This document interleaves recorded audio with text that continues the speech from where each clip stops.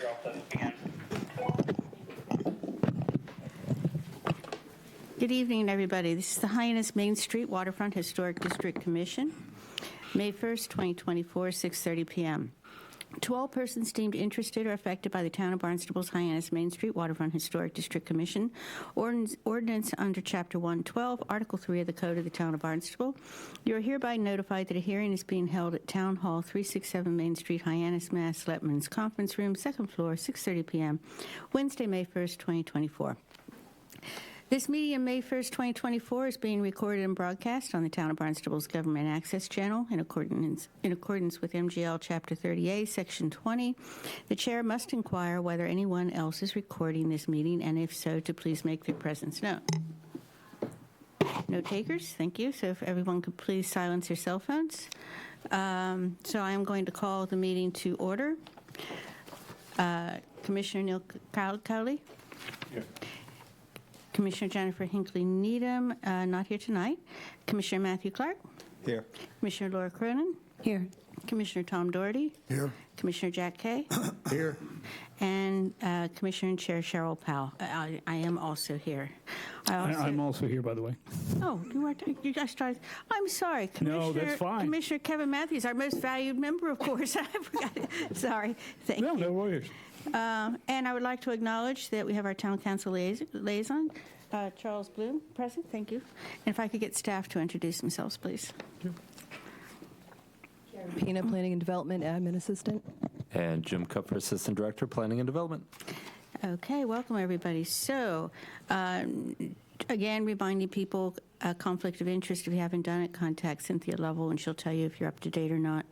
And if you're not, if you could please tend to that. We do have correspondence, and if nobody has any objections, I'll do the correspondence that is associated with the relevant applications rather than reading them all out at the beginning and then bouncing around. If there's no objections to that, for procedure, we are aware of that. So we're going to go straight to new business, and I take it that our continued business was very kind and agreed to go last because it'll probably take longer. And I want to thank those applicants for doing that. So first up for tonight is SAW, Saw Realty Trust, DBA Wood Real Estate, 278 Main Street, Hyannis, map 327, excuse me, parcel 099 with regard to a sign. If you're here, would you mind coming up to this chair and signing in, please? I mean, you can go down there after you sign in if you like, but we need a signature.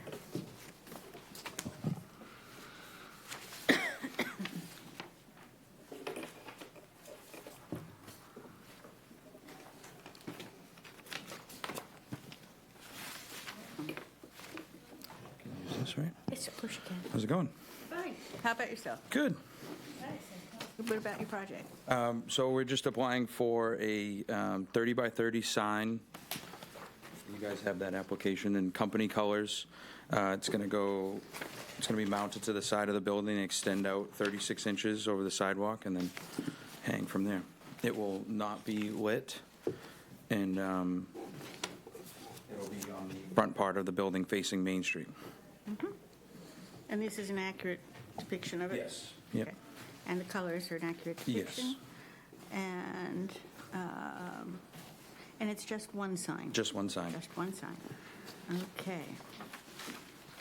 And the measurements on that, if you want to go over that? 30 by 30, 30 inches by 30 inches. Okay.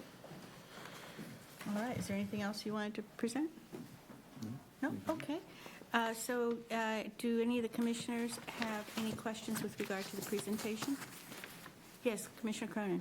On the second page, it says, will the sign be illuminated? And it says yes. Yeah, it will not be illuminated. I believe that was just a small clerical error with the application. And then one more question. You said it will be hanging on the front of the building? Yeah, I have a, what was that? And so there is a bracket, Yes. and you have the materials for that? The bracket will be steel, and the sign will be 3/4 inch composite material. On both sides? Yes. And then just one more question as far as the height. What are there restrictions or considerations for how high a sign should be on the sidewalk? Yes, there is a clearance height that, per zoning, that it would need to meet. Absolutely. That can be found, yeah, okay. Yeah, we can direct you to it, but when you file your building permit, they'll confirm that as well. I see that wall. Does that answer your question? Yes, the clearance would be making sure that that's in Do place. the other commissioners have any questions with regard to the presentation? No, I think the sign is fine, but I was just wondering, are there any plans for the actual front of the building? No, No, no, just the sign out front. okay. No, I have no problem with the sign. Commissioner Cronin? Just one more observation, that building goes all the way down to Center Street too. Would you be looking at maybe putting something on that so that it's got visibility on the other side? No, we were thinking just that one sign on Main On Street. the Main should Street, be- okay. Yeah, and if we wanted to in the future, we'd come back. Okay, thanks. So I'm going to defer to staff, please. Yep, just furthering the comments from Ms. Cronin, just the bracket itself, steel. I looked up in the site plan review, it looks like you had submitted a bracket detail. Is the black steel 36-inch, that's what you're going with? Yeah. Okay, just wanted to confirm that. Absolutely. No further comments. All right, so thank you for that. I'm going to open up for public comment. Is there anyone here who wishes to make a public comment on this application? I'll leave public comment open until we go for a motion on this. So, commissioners, what do you think? I think it looks good. All right. So, in that case, I think we're ready to go for a motion, in which case I'll close public comment. Would the commissioner like to make a motion on the findings, please? I move that the commission find this application to be compatible with the preservation and protection of the district at 278 Main Street, Hyannis. Second. I don't know who got there first. Okay. Thank you, both of you. Okay, so. Get me next time, Jack. That's right. Nice, healthy competition. I like it. Commissioner Carlin. Aye. Commissioner Cronin. Aye. Commissioner Matthews. Aye. Commissioner Clark. Sorry. Aye. Commissioner Doherty. Aye. And Commissioner Kay. I also say aye. I wanted to say Commissioner Matthew, and I thought that wasn't, no. Okay. Could I have a motion, please, for the certificate of appropriateness? I move to issue a certificate of appropriateness to the application at 278 Main Street, Hyannis, as described in the submitted materials. Is there a second, please? Second. And, okay, so Commissioner Kay. Aye. Commissioner Doherty. Aye. Commissioner Clark. Aye. Commissioner Matthews. Aye. And Commissioner Cronin. Aye. I also say aye. Congratulations. And- Oh, I have Commissioner Carley. I'm sorry. Thank you guys very much. Okay, sorry about that. All right, so the next one is Indri Ekasari. Am I pronouncing that correctly? Yes. Thank you. If you could please sign in. PBA Mariner Café, 282 Main Street, Hyannis, map 327, parcel 098. Again, with regard to a sign, please. Yeah.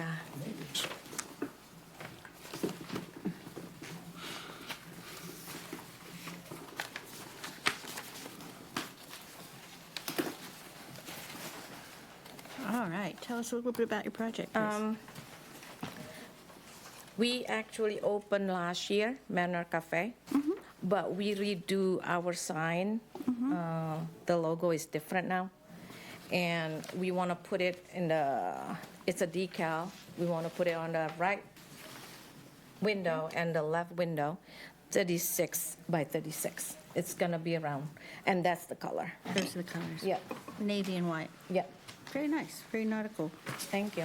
very Cape Cod. I like it. The commissioners, any questions on the presentation? You were established in 1630? I was just thinking the same thing. That's a good question. Yeah, it's actually Massachusetts. But I think, It's Hyannis.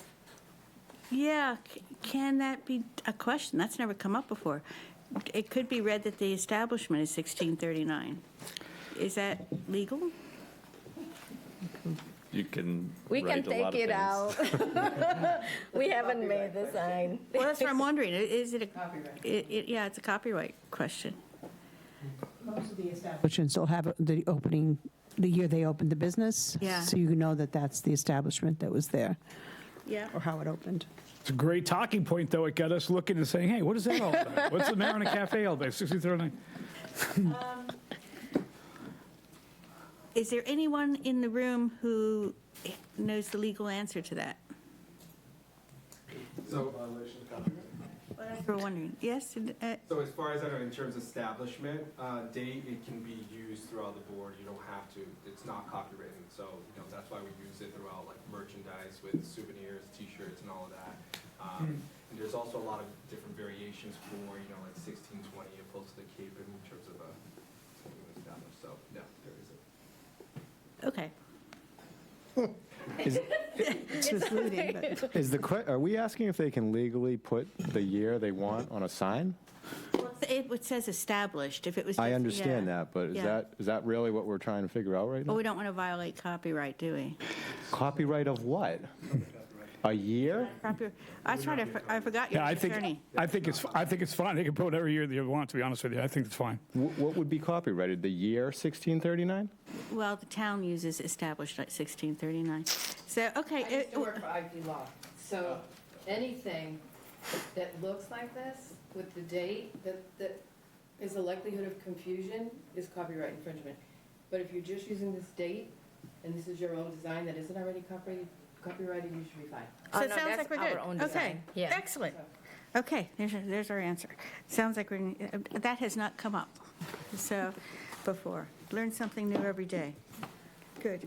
All right. Any other questions? If you get that cease and desist letter, then you know there's a problem. You should go to law school because you're dead on right.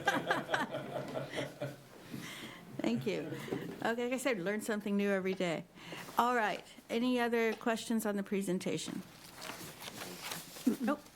All right. I'm going to open it up to public comment. No public comment. I'll leave it open until we go to a motion. Jim, do you have anything to? Nothing further. No, we walked by the site to confirm all the old signage had been removed. So nothing further. Okay. In that case, I will close public comment, and I will invite one of the commissioners to make a motion on the findings, please. I can do that. I move that the commission find this application to be compatible with preservation and protection of the district at 282 Main Street in Hyannis in regards to their new decals. Is there a second? Second. Seconded by Commissioner Carley. All right. Commissioner Carley. Aye. Commissioner Cronin. Commissioner Matthews. Aye. Commissioner Clark. Aye. Commissioner Doherty. Aye. Commissioner Kay. Aye. I also say aye. Can I have a motion on the certificate of appropriateness, please? Sure, I'll continue. I move to issue a certificate of appropriateness for the application at 282 Main Street, Hyannis, as described in the submitted materials in regards to their decals on their windows. Second. Seconded by two. All right. Commissioner Kay. Aye. Commissioner Doherty. Aye. Commissioner Clark.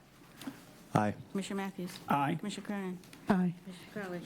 I also say aye. Okay. Thank you. Well done. Thank you. I like that sign. It looks very nice. Yeah, thank you. That's, you know what, the intention is that so people talk about it. Doesn't make you talk. I think it's great. Thank you. I'd just like to say one thing. I think the sign was great, and the sign was great next to you, but these buildings, are in such an important corner, Yes. of Main Street. Absolutely. You have seen the newer one, right? I mean, you have been going over there. We've been getting a lot of, work done. Oh, okay. I'll take a look. It's very nice now. Okay. It's very nice, yes. Okay. We're taking care of it. Thank you. Thank you. You guys look good for 380 years old or whatever it is. There's time for an upgrade, right. All right. Thank you. All right, thanks for Good coming in. evening. Thank you, bye-bye. All right. 235 Ocean Partners, DBA The Break. 235 Ocean Street, Hyannis, map 326, partial 034, with regard to signage and a door. Hello, Hi. Welcome. you, Adam Hostetter. Welcome, Adam. So yeah, we are opening a new restaurant at 235 Ocean Street, across from the High Line. And looking to, as per the application, looking to get the signage and two new, kind of a reconfiguration, a little bit of the front with two new doors. And as a last-minute request, I thought I made mention of it in the application, but we were hoping to finish the fence that looks to be unfinished from what I can tell currently on the site. So we took some pictures of that and showcased that it's kind of two of the three sides exist today, and we'd like to add a third side closing off the back where the dumpster and things of that nature are going to be.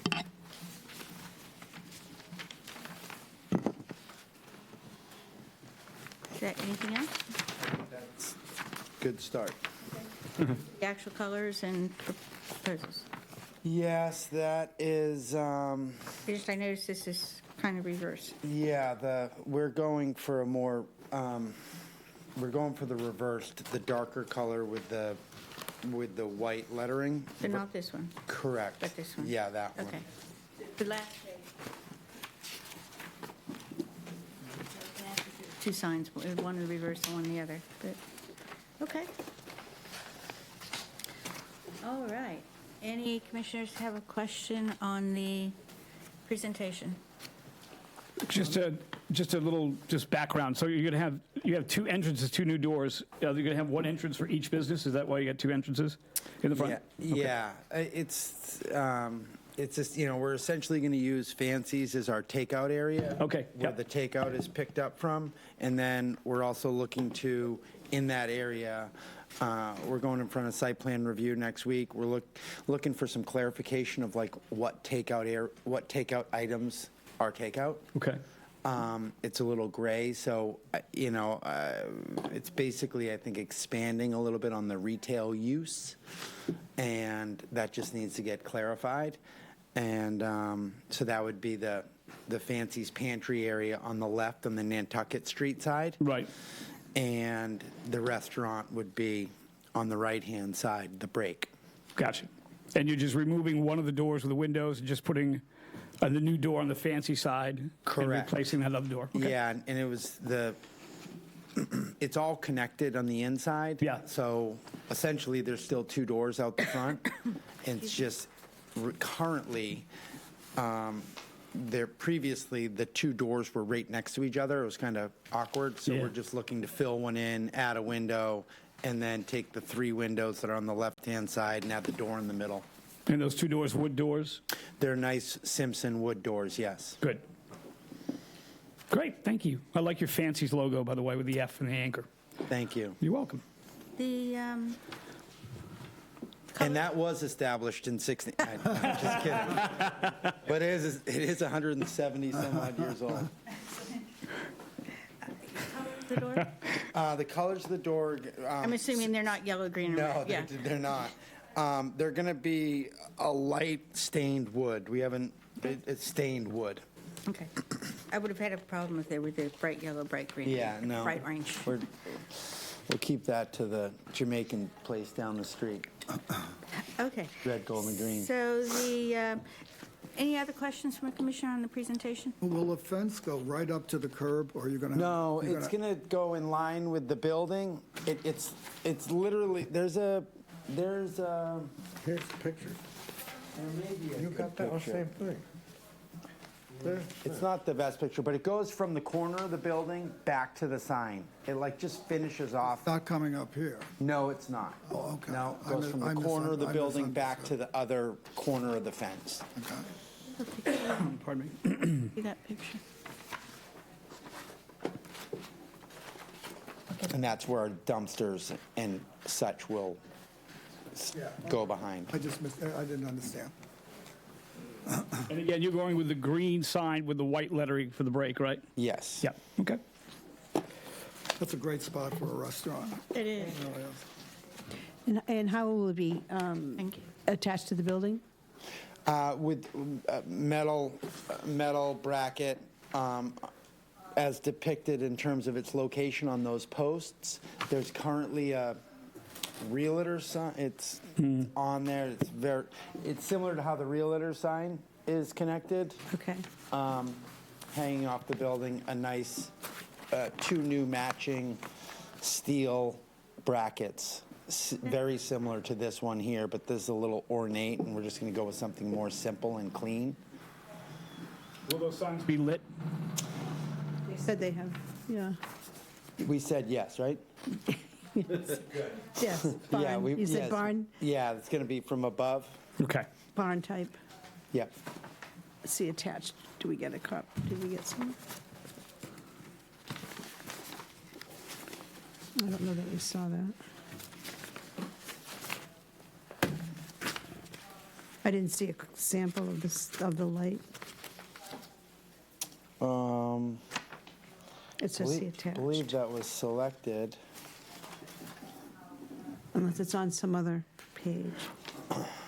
Right now, there are 2 like floodlights that point at the Yeah, these would be sign. like one on each side, kind of Like gooseneck? like a gooseneck on Yeah, either okay. side, Okay. kind of low profile. Yeah, I'm not the biggest fan of the floodlights pointing at the sign, so that would be great. I think the Yeah, I think gooseneck is good. we're doing some electrical around the outside perimeter, and we're going to get it wired up appropriately. Awesome. Great. All righty. Any other questions on the presentation? I do have one, if nobody else has another. And I'm pretty sure I'm right. This is an extension of the Fancies in Osterville, is it not? Or is this completely? Essentially, I yes. thought it was, yeah. Yep. Excellent. You guys do a great job, too. Thank you.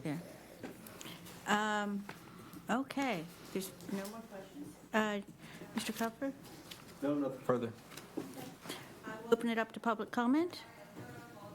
If there's no one for public comment, I will ask commissioners, what do you think? No, that looks good. Yeah, like, no problem. All right, in that case, I'll close public comment and invite one of the commissioners to please make a motion on the findings. I will do that. I move that the commission find this application to be compatible with preservation and protection of the district on 235 Ocean Street in Hyannis. Second. Seconded by Commissioner Doherty. Thank you. All right, Commissioner Kay. Aye. Doherty. Aye. Commissioner Clark. Aye. Commissioner Matthews. Aye. Commissioner Cronin. Aye. Commissioner Carley. I also say aye. Would a commission like to make a motion, please, on the certificate of appropriateness? Sure, I'll continue. I move to issue a certificate of appropriateness for the application at 230 Ocean Street in Hyannis as described as submitted materials. Okay, is there a second? Second. Seconded by Commissioner Crowley. All right, Commissioner Crowley. Commissioner Cronin. Aye. Commissioner Matthews. Aye. Commissioner Clark. Commissioner Doherty. Aye. Commissioner Kay. Aye. I also say aye. Congratulations. That'll be a great place for it, too. Appreciate it. Yeah. Nice to see one closer than from Osterville. Yeah. I know. Save the community. Good luck with everything. All right. Next up, yes, you are Sawyer Realty Holdings. And Attorney Lawler, you were out when I thanked your applicants very much for agreeing to not go in the first thing, but to go back so we could get those out of the way. Much appreciated.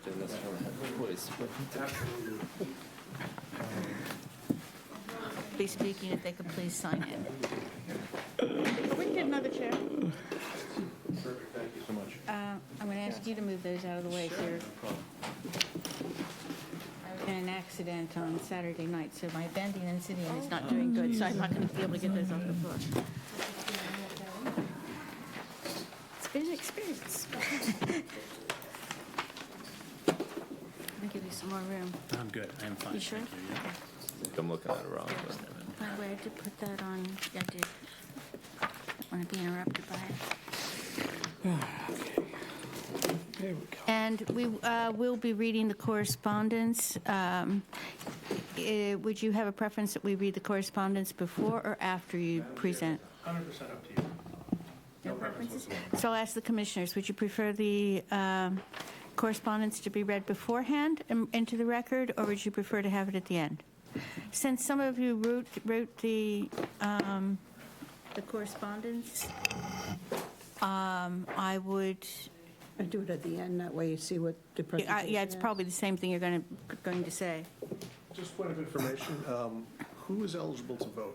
That's something we will be clarifying. Because we had two who wanted to mull it in, I signed on the first one. It came in, that's what I do, first one it comes. It seems appropriate. And there was a question on voting, and there was a question on discussion. So I asked Mr. Kupfer to please check with the town attorneys. Now, Jim, would you mind clarifying that? Yeah, we followed up with the town attorney. It is, the one Mullen. So unfortunately, yes, Tom, it's Jack that Mullen and the chair signed and was stamped on the clerk. Did confirm, though, that everyone is eligible to participate in the conversation. That was another question that the chair wanted me to confirm with. So my understanding, Karen, correct me if I'm wrong, but with Jack mulling in, Matt being in attendance, Kevin being in attendance, Cornelius being in attendance, and no discussion was had at the last meeting, and of course the chair. Those are the 5 currently eligible. I was at the last meeting. What's that? I don't believe I was at the last. You were not, and so the applicants, they can speak for them, but there was no discussion had. It was continued matter. So could you... I cannot vote, or I can vote? You are still eligible to vote at this time. Yeah. So could you clarify, just for the record, who is eligible to vote? So again, yes, the chair, Councilor Kaye, Councilor Clark, Councilor Matthews, and Councilor Crowley. Okay. On that issue, Commissioner. do you mind if I just talk to the board briefly on that issue? Sure. Okay. If there's anything you have a question on procedure or anything like that, please feel free to interrupt and... Madam Chair, I think it's more polite. I'll try. Well, I would say, Madam Chair, can I question? If you ask my wife, I do interrupt. Okay. Yes, please. I want to apologize to the board if I created some confusion or problems from last week. I want to, I understand that all of you guys are volunteers. I've sat on boards, I was on the school committee, and sit on boards, and it's volunteers, and life happens. Could you speak into your mic? Sorry. And I understand it's my job. I'm being paid to be here. And prior to last meeting, certainly, and Jim is fantastic and did everything he's supposed to do. But as an attorney representing people, this board, in its full complement, has 7 people. And as representing someone who's spending millions of dollars on a project, my job is to try, to work with this board, not try to jam anything through, but work with this board to find an appropriate project. And in doing that, though, we need to get 4 out of 7 votes. And if there's only 6 members, 4 out of 6. And if there's only 5 members, which this board has, 4 out of 5. And I was called last time, and I should have been here. I made the presumption that it was going to be okay, and that's what I am apologizing for, because I could have explained this. But last week, we would have been 4 out of 4. And whatever reason that might, obviously, statistically, you're much easier to get 4 out of 7 than you are 6 and 5, and certainly 4 out of 4 to get a unanimous vote. So I made the decision on behalf of my client. It was 100% me. I told my client, Jim called me up. He said, what do you want to do? I said, I'm going to tell my client to postpone. I didn't even really even ask them. I said, this is what we're going to do. This is why you hired me. And I called Jim back literally 3 or 4 minutes later. I said, Jim, we're going to postpone. You know what? I should have actually come to the meeting to explain that, and I didn't. I've been out to the. I thought it was going to be, that old expression. I'm not going to say it. We're on TV, but when you assume, and I certainly made one out of me, and that's the history of it. And I understand that, you can't always be here because you're volunteers and life happens. And that was, and I watched the meeting, and I saw that you folks showed up thinking you're going to have a meeting, and you didn't have a meeting, and it was pretty, it was just one of those things. But that's the rationale why the decision was made. It was made 100% by me, but I should have come here to explain that situation. I still would make the same decision, or certainly give the same advice to my client today, because of just this, the numbers. I mean, and this is a subject, there's a lot of science to this, but there's also a lot of subjective nature of what, you think complies. And when you have that, you obviously want the cushion of 1 or 2, preferably 7. You want to get 4 out of 7, but, I mean, right now, we're dealing with 4 out of 5, and we know that. We've come to that with our eyes wide open. But 4 out of 4 was just too difficult. So that's what I wanted to explain, because I did watch the full meeting on the town website. So I just wanted to explain that. Thank you. And I think I speak on behalf of the entire commission. We totally understand, the situation on that, and thank you for clarifying But I it, should though. have, We respect I should have that. come, and that was a mistake that I made. And Jim, for the first time, I have to correct you. It's so wonderful for us to all be elevated to town council status. Oh, yeah. Commissioners. Okay. Oh, does that mean we get paid now?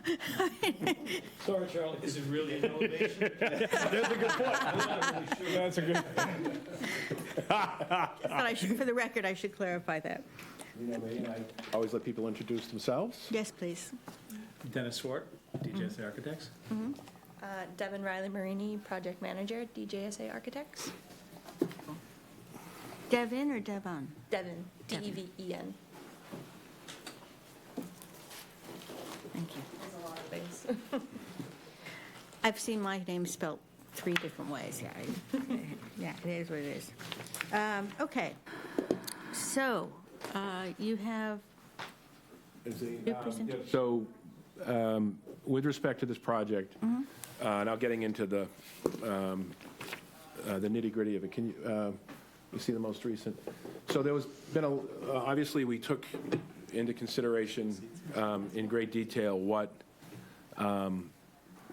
was said at the meeting about a month ago or so about the height of the structure and some of the recommendations that were made by this board.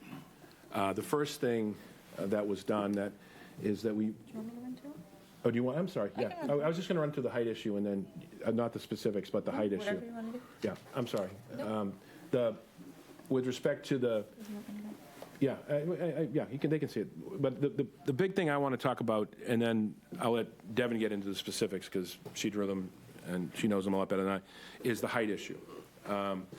That Devin and Dennis are able to come up with a way to put mechanicals on the first floor, and we sacrificed a few units on the first floor to do that. And that was able to lower the height by about 7.5 feet? Yep, 7'2". Okay, a little bit, 7.2. And, which is, a substantial issue, substantial difference. And I'm going to let you get into the comparisons because you did it all. But the other thing that I want to point out is that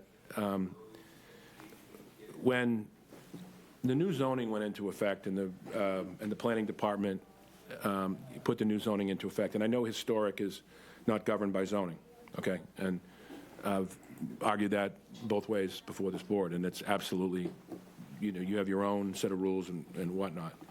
But when that went into effect, one of the things that was implemented was that any fourth floor be set back 8 feet.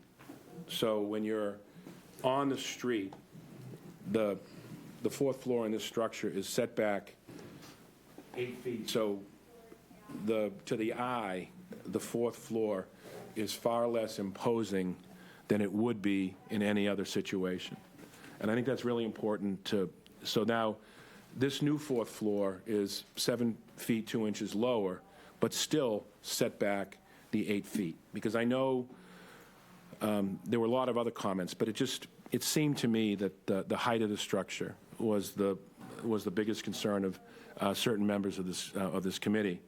And when we left the meeting, we had a Zoom, we talked about all the possibilities of trying to address that concern. Because all the other things I think we can work, and that's the big thing here, is that trying to, somehow deal with that massing issue and the reduction of the 7 feet, which on a 50-foot building is substantial. I mean, it's, somewhere between 10 and 20%. Was that 7 feet down from the peak? Yeah. Yes. So this peak was 7 feet higher? Yes. than the old. Yeah. So I'll pass the ball on to the professionals, but I just wanted to clarify that from the standpoint of where this project's headed and really what we were trying to accomplish. So, Devin? All right, so I'm going to run through just kind of some of the changes that have been made since last time we were here.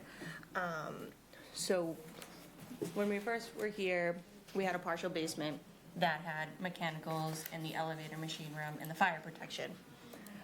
We have now lost 3 units on the first floor, and we have replaced them with all the mechanicals, the utilities, the fire protection, the trash, and we have taken the mechanicals off of the roof down, and that is why we were able to bring the roof height down the 7 foot too. So that peak was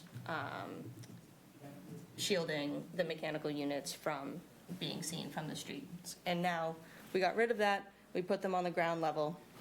We have also moved the 2 units that are remaining on the first floor as far away from the trash as we possibly could get them, because I know that was a comment the last time we were here.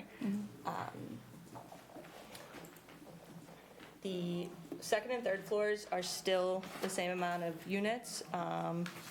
There wasn't much changes.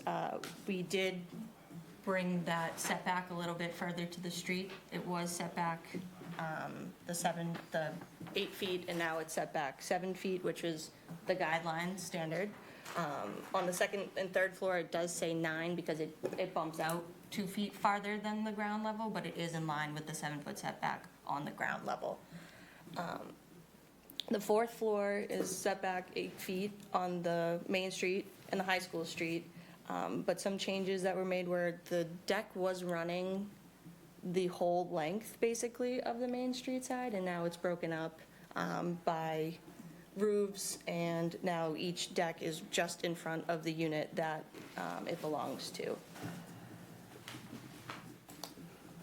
On the front, we have made, or the elevations in general have changed a bunch. The colors went from an off-white and blue to a white to like a tannish gray. The brick is no longer just on the first floor. It comes up to the second and third floor in some scenarios. There's more variation through the windows. There's Juliet balconies. There's now a walkway that goes through the middle of the building that connects Main Street to the parking lot in the back that will be fob detected, so people who are in there are only supposed to be in there. That continuous storefront has now been broken up to true divided light, more picture windows. And the roof is now 7 feet lower, as we've said, and is broken up by a variation of dormers instead of just different gables.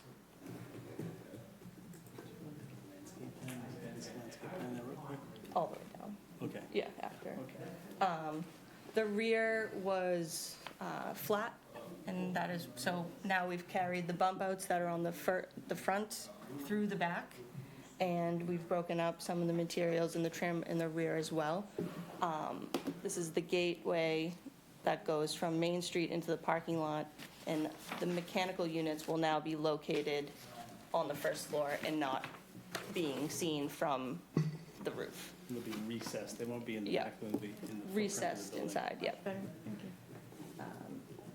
And then we've varied the treatment materials, and we have brought down these front bays so that it is a gate. guardrail all around instead of these tall bays in the front right here that looked very tall. We've also we've added the plantings and the renderings that reflect the landscape plan that we have had done. Oop.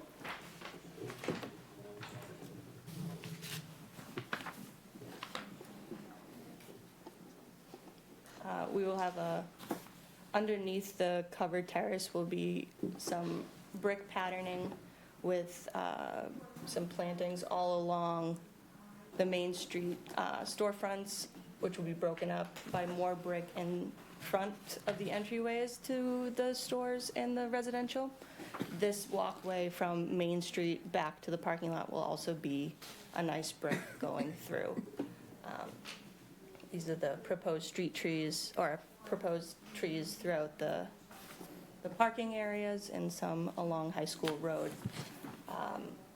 Our landscape architect did take a look at the street, the Main Street, to put trees on the sidewalk. And what you see in red are actually all the utilities that run underneath the street that make that quite difficult to do. I mean, it's virtually impossible. That, for whatever reason, virtually every utility for that particular area runs right through that sidewalk underneath. So I know that that was an issue, so we had him look into that. So a root base of a tree you couldn't do it. I'm sorry? Building E part of this project, or is that separate? Building E separate. Well, let me, It's in the back. Building E is not part of this project, but it's part of the property. That was the one that was approved, that very minor approval by this board back in October, November of 2023. And that's what we referred to as Phase 1, and this was Phase 2 when we were here before you. That was just a minor changes to convert on the outside. Some substantial changes on the inside, on the outside. Attorney Lawler, could I just ask you to Oh, I clarify? keep doing that, I'm sorry. No, I also wanted to just ask you, you said, sorry, we couldn't do it. What were you referring to? It was right after the sidewalk. Oh, you know what? Devin had talked about street trees, and Yep. they can't be put in. That's what they can't put, okay, okay. Devin, can you pull up that sidewalk again? Sure. You see all those red lines? Underground cable? That's all underground, electricity, gas, the whole 9 yards. Got it, yeah. And it all runs underneath that sidewalk. Got it, okay. And you So can't, Where he there's did just- put trees, You do it like in the indented parts? yeah, he was able to, he put them on High School Road, and up here are, What about on Main Street where it's indented in the gray? so he added I guess go back to that. larger flowering bushes. We certainly can, I mean, those look like hydrangeas. We certainly can put something in if you want year-round color, some evergreens in there or whatever the staff or this board would want. That's obviously very flexible. Yeah, but can you go back to the red line again? Yep. So they literally cover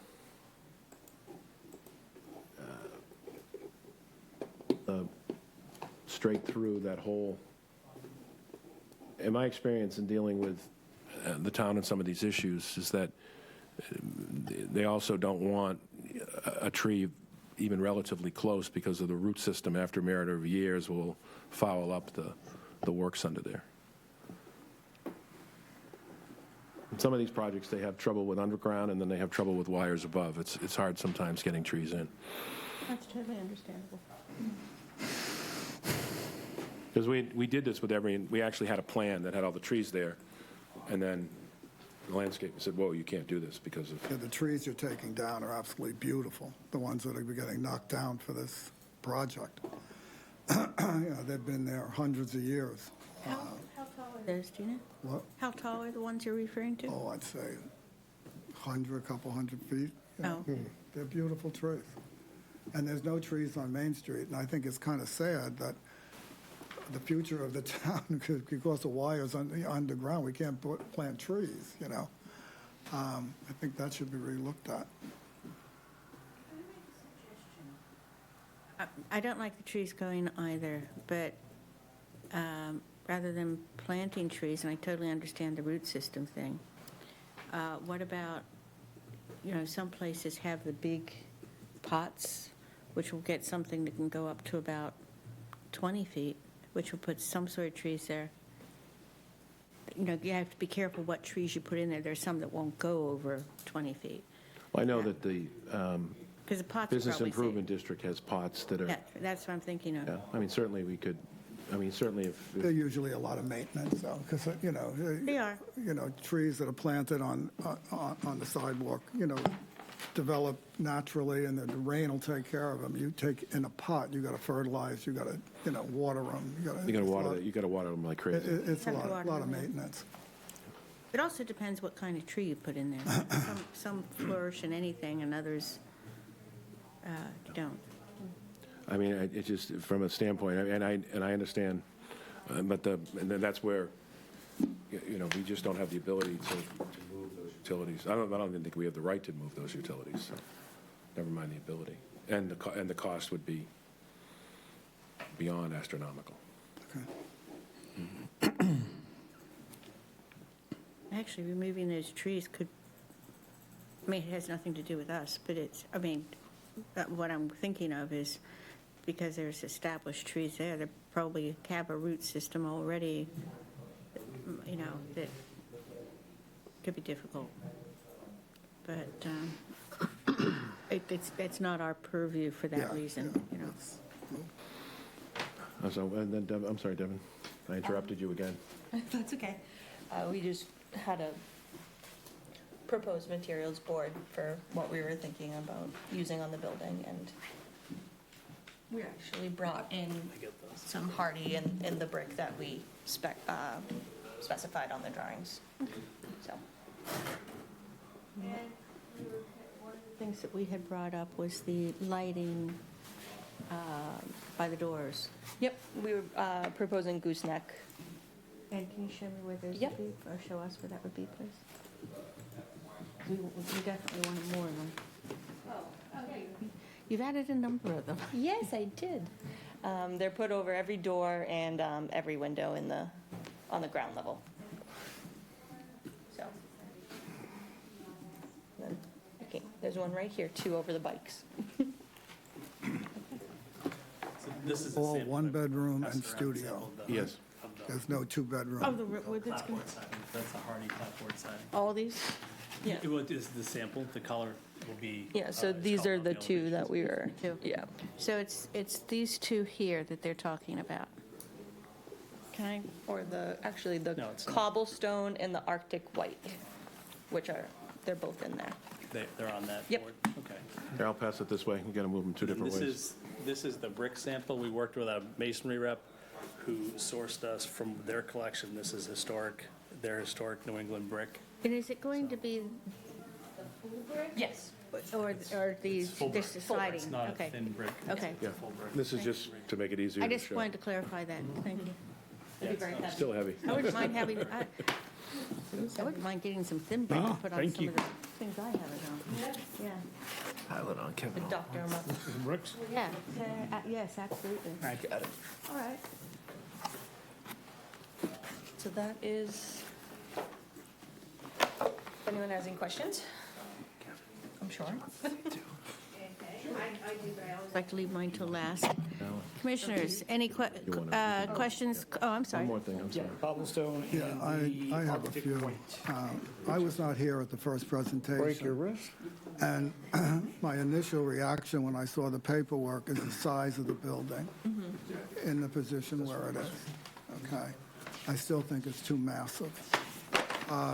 You know, you have a beautiful old hotel that you're keeping, you know, the same, and, you know, fits in with the history of Hyannis. And I missed that meeting because I was down in the Carolinas, I was down in Maryland.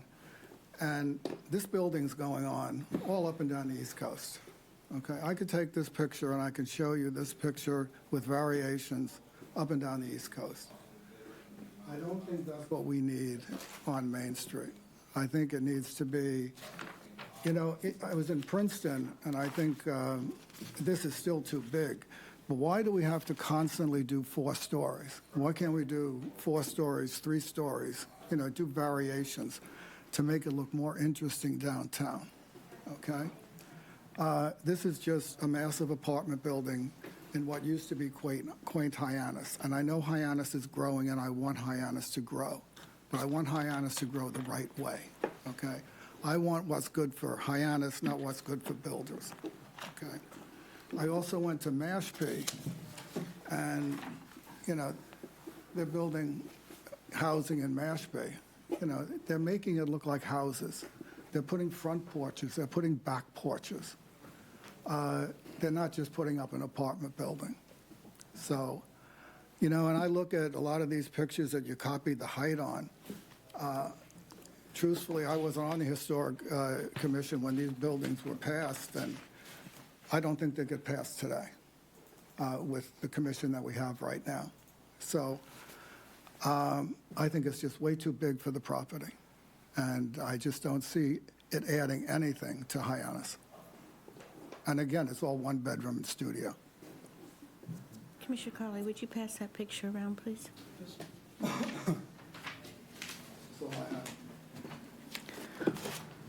One other thing with you'll see in the picture of Princeton, where I'm sure they have the same problem with cables, but they shrubbed the front of the buildings beautifully, and they put in trees. Well, we did do the shrubs, we didn't do the trees. Okay, so Where did this picture come from? Princeton. I have thoughts and comments, but again, they're not much different than the comments I made up back on March 20th or 26th when I sent the comments from that meeting. So I don't know if you want me to talk about them now or just wait until we're going to read these into the record, but they're pretty much the same.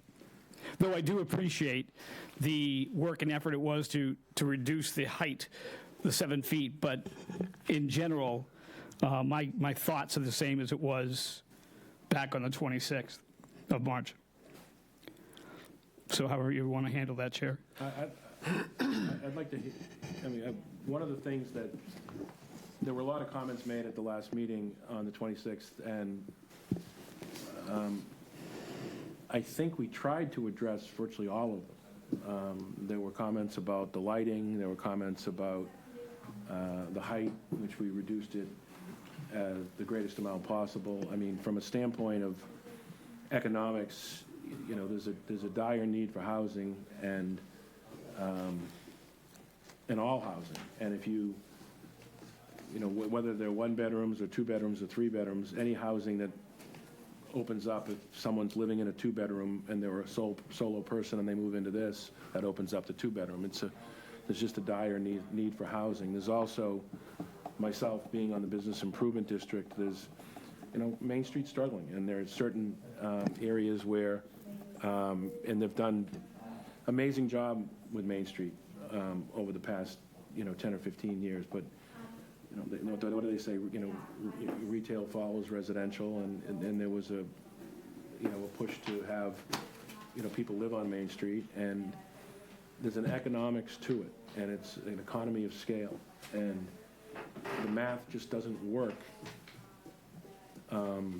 if you can't have a certain amount of density. It just doesn't work. The cost of construction, especially the past 4 or 5 years, has gone through the roof, where it just, if the goal is to house people on Cape Cod, so we have people who can work in the restaurants and work doing whatever, then you need housing. And one of when this new zoning was adopted by Planning Board and by all the other boards, the concept was, how do we bring housing onto Main Street? And if you look at, above apartment units have been allowed for a long time, but they've never happened because the economics of it didn't work. And when they allowed the expansion for taller buildings, the economics did work, and you've seen projects come through and come up to the plate to try to provide the housing that was anticipated and approved by the town council and, recommended by the planning board. And there was massive discussion over this with, all the stake keepers came in and talked about it. And, like anything, this with change, there was some people in favor of it and some people opposed to it. And ultimately, the people in favor of it, or this type, what was, what is allowed was approved. And the question is then,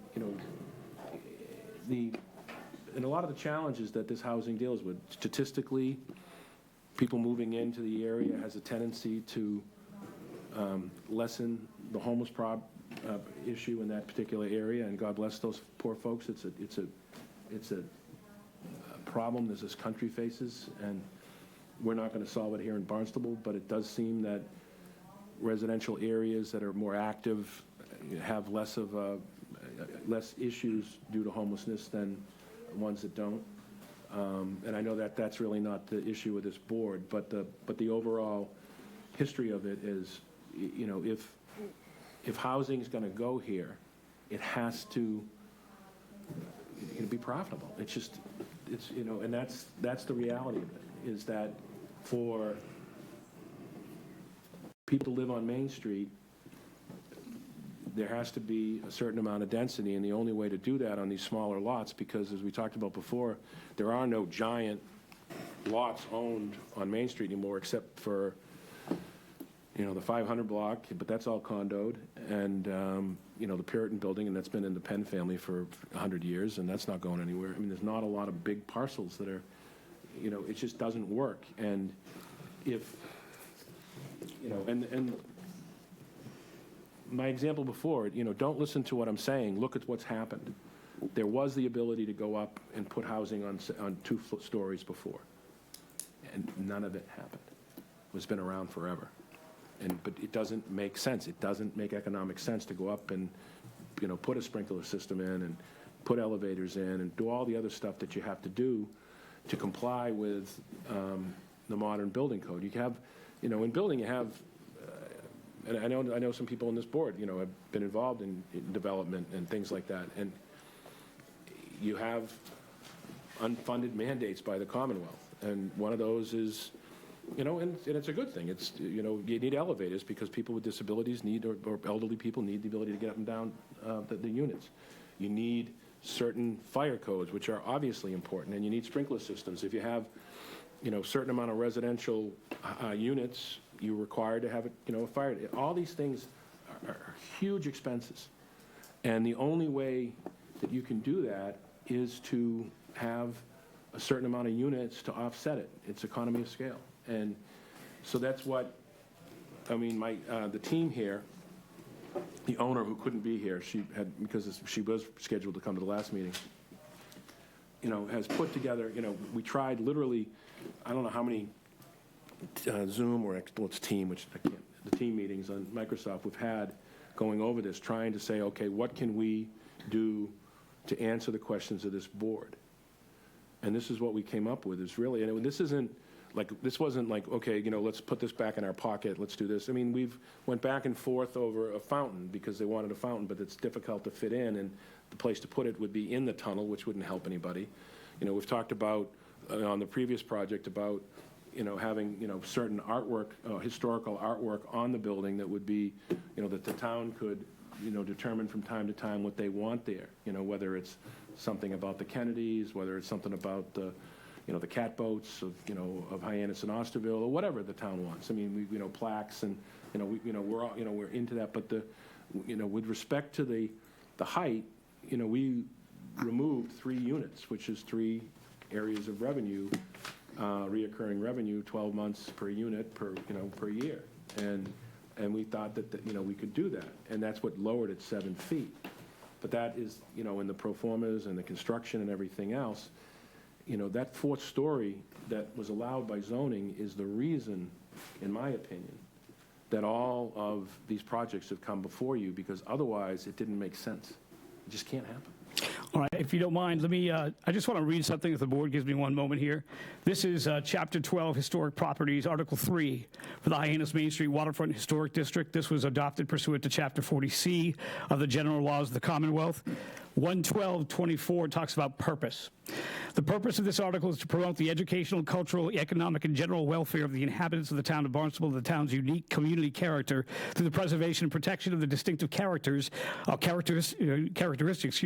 of building structures and places significant to the history and architecture of Barnstable, and through the preservation, maintenance, and improvement of appropriate settings for such buildings, structures, and places, and the encouragement of new design which is compatible with the existing historical and community character, and through the benefits resulting to the economy in said town of preserving and enhancing the amenities and historical aspects of the various villages and areas which make Barnstable a desirable place to live for tourists to visit.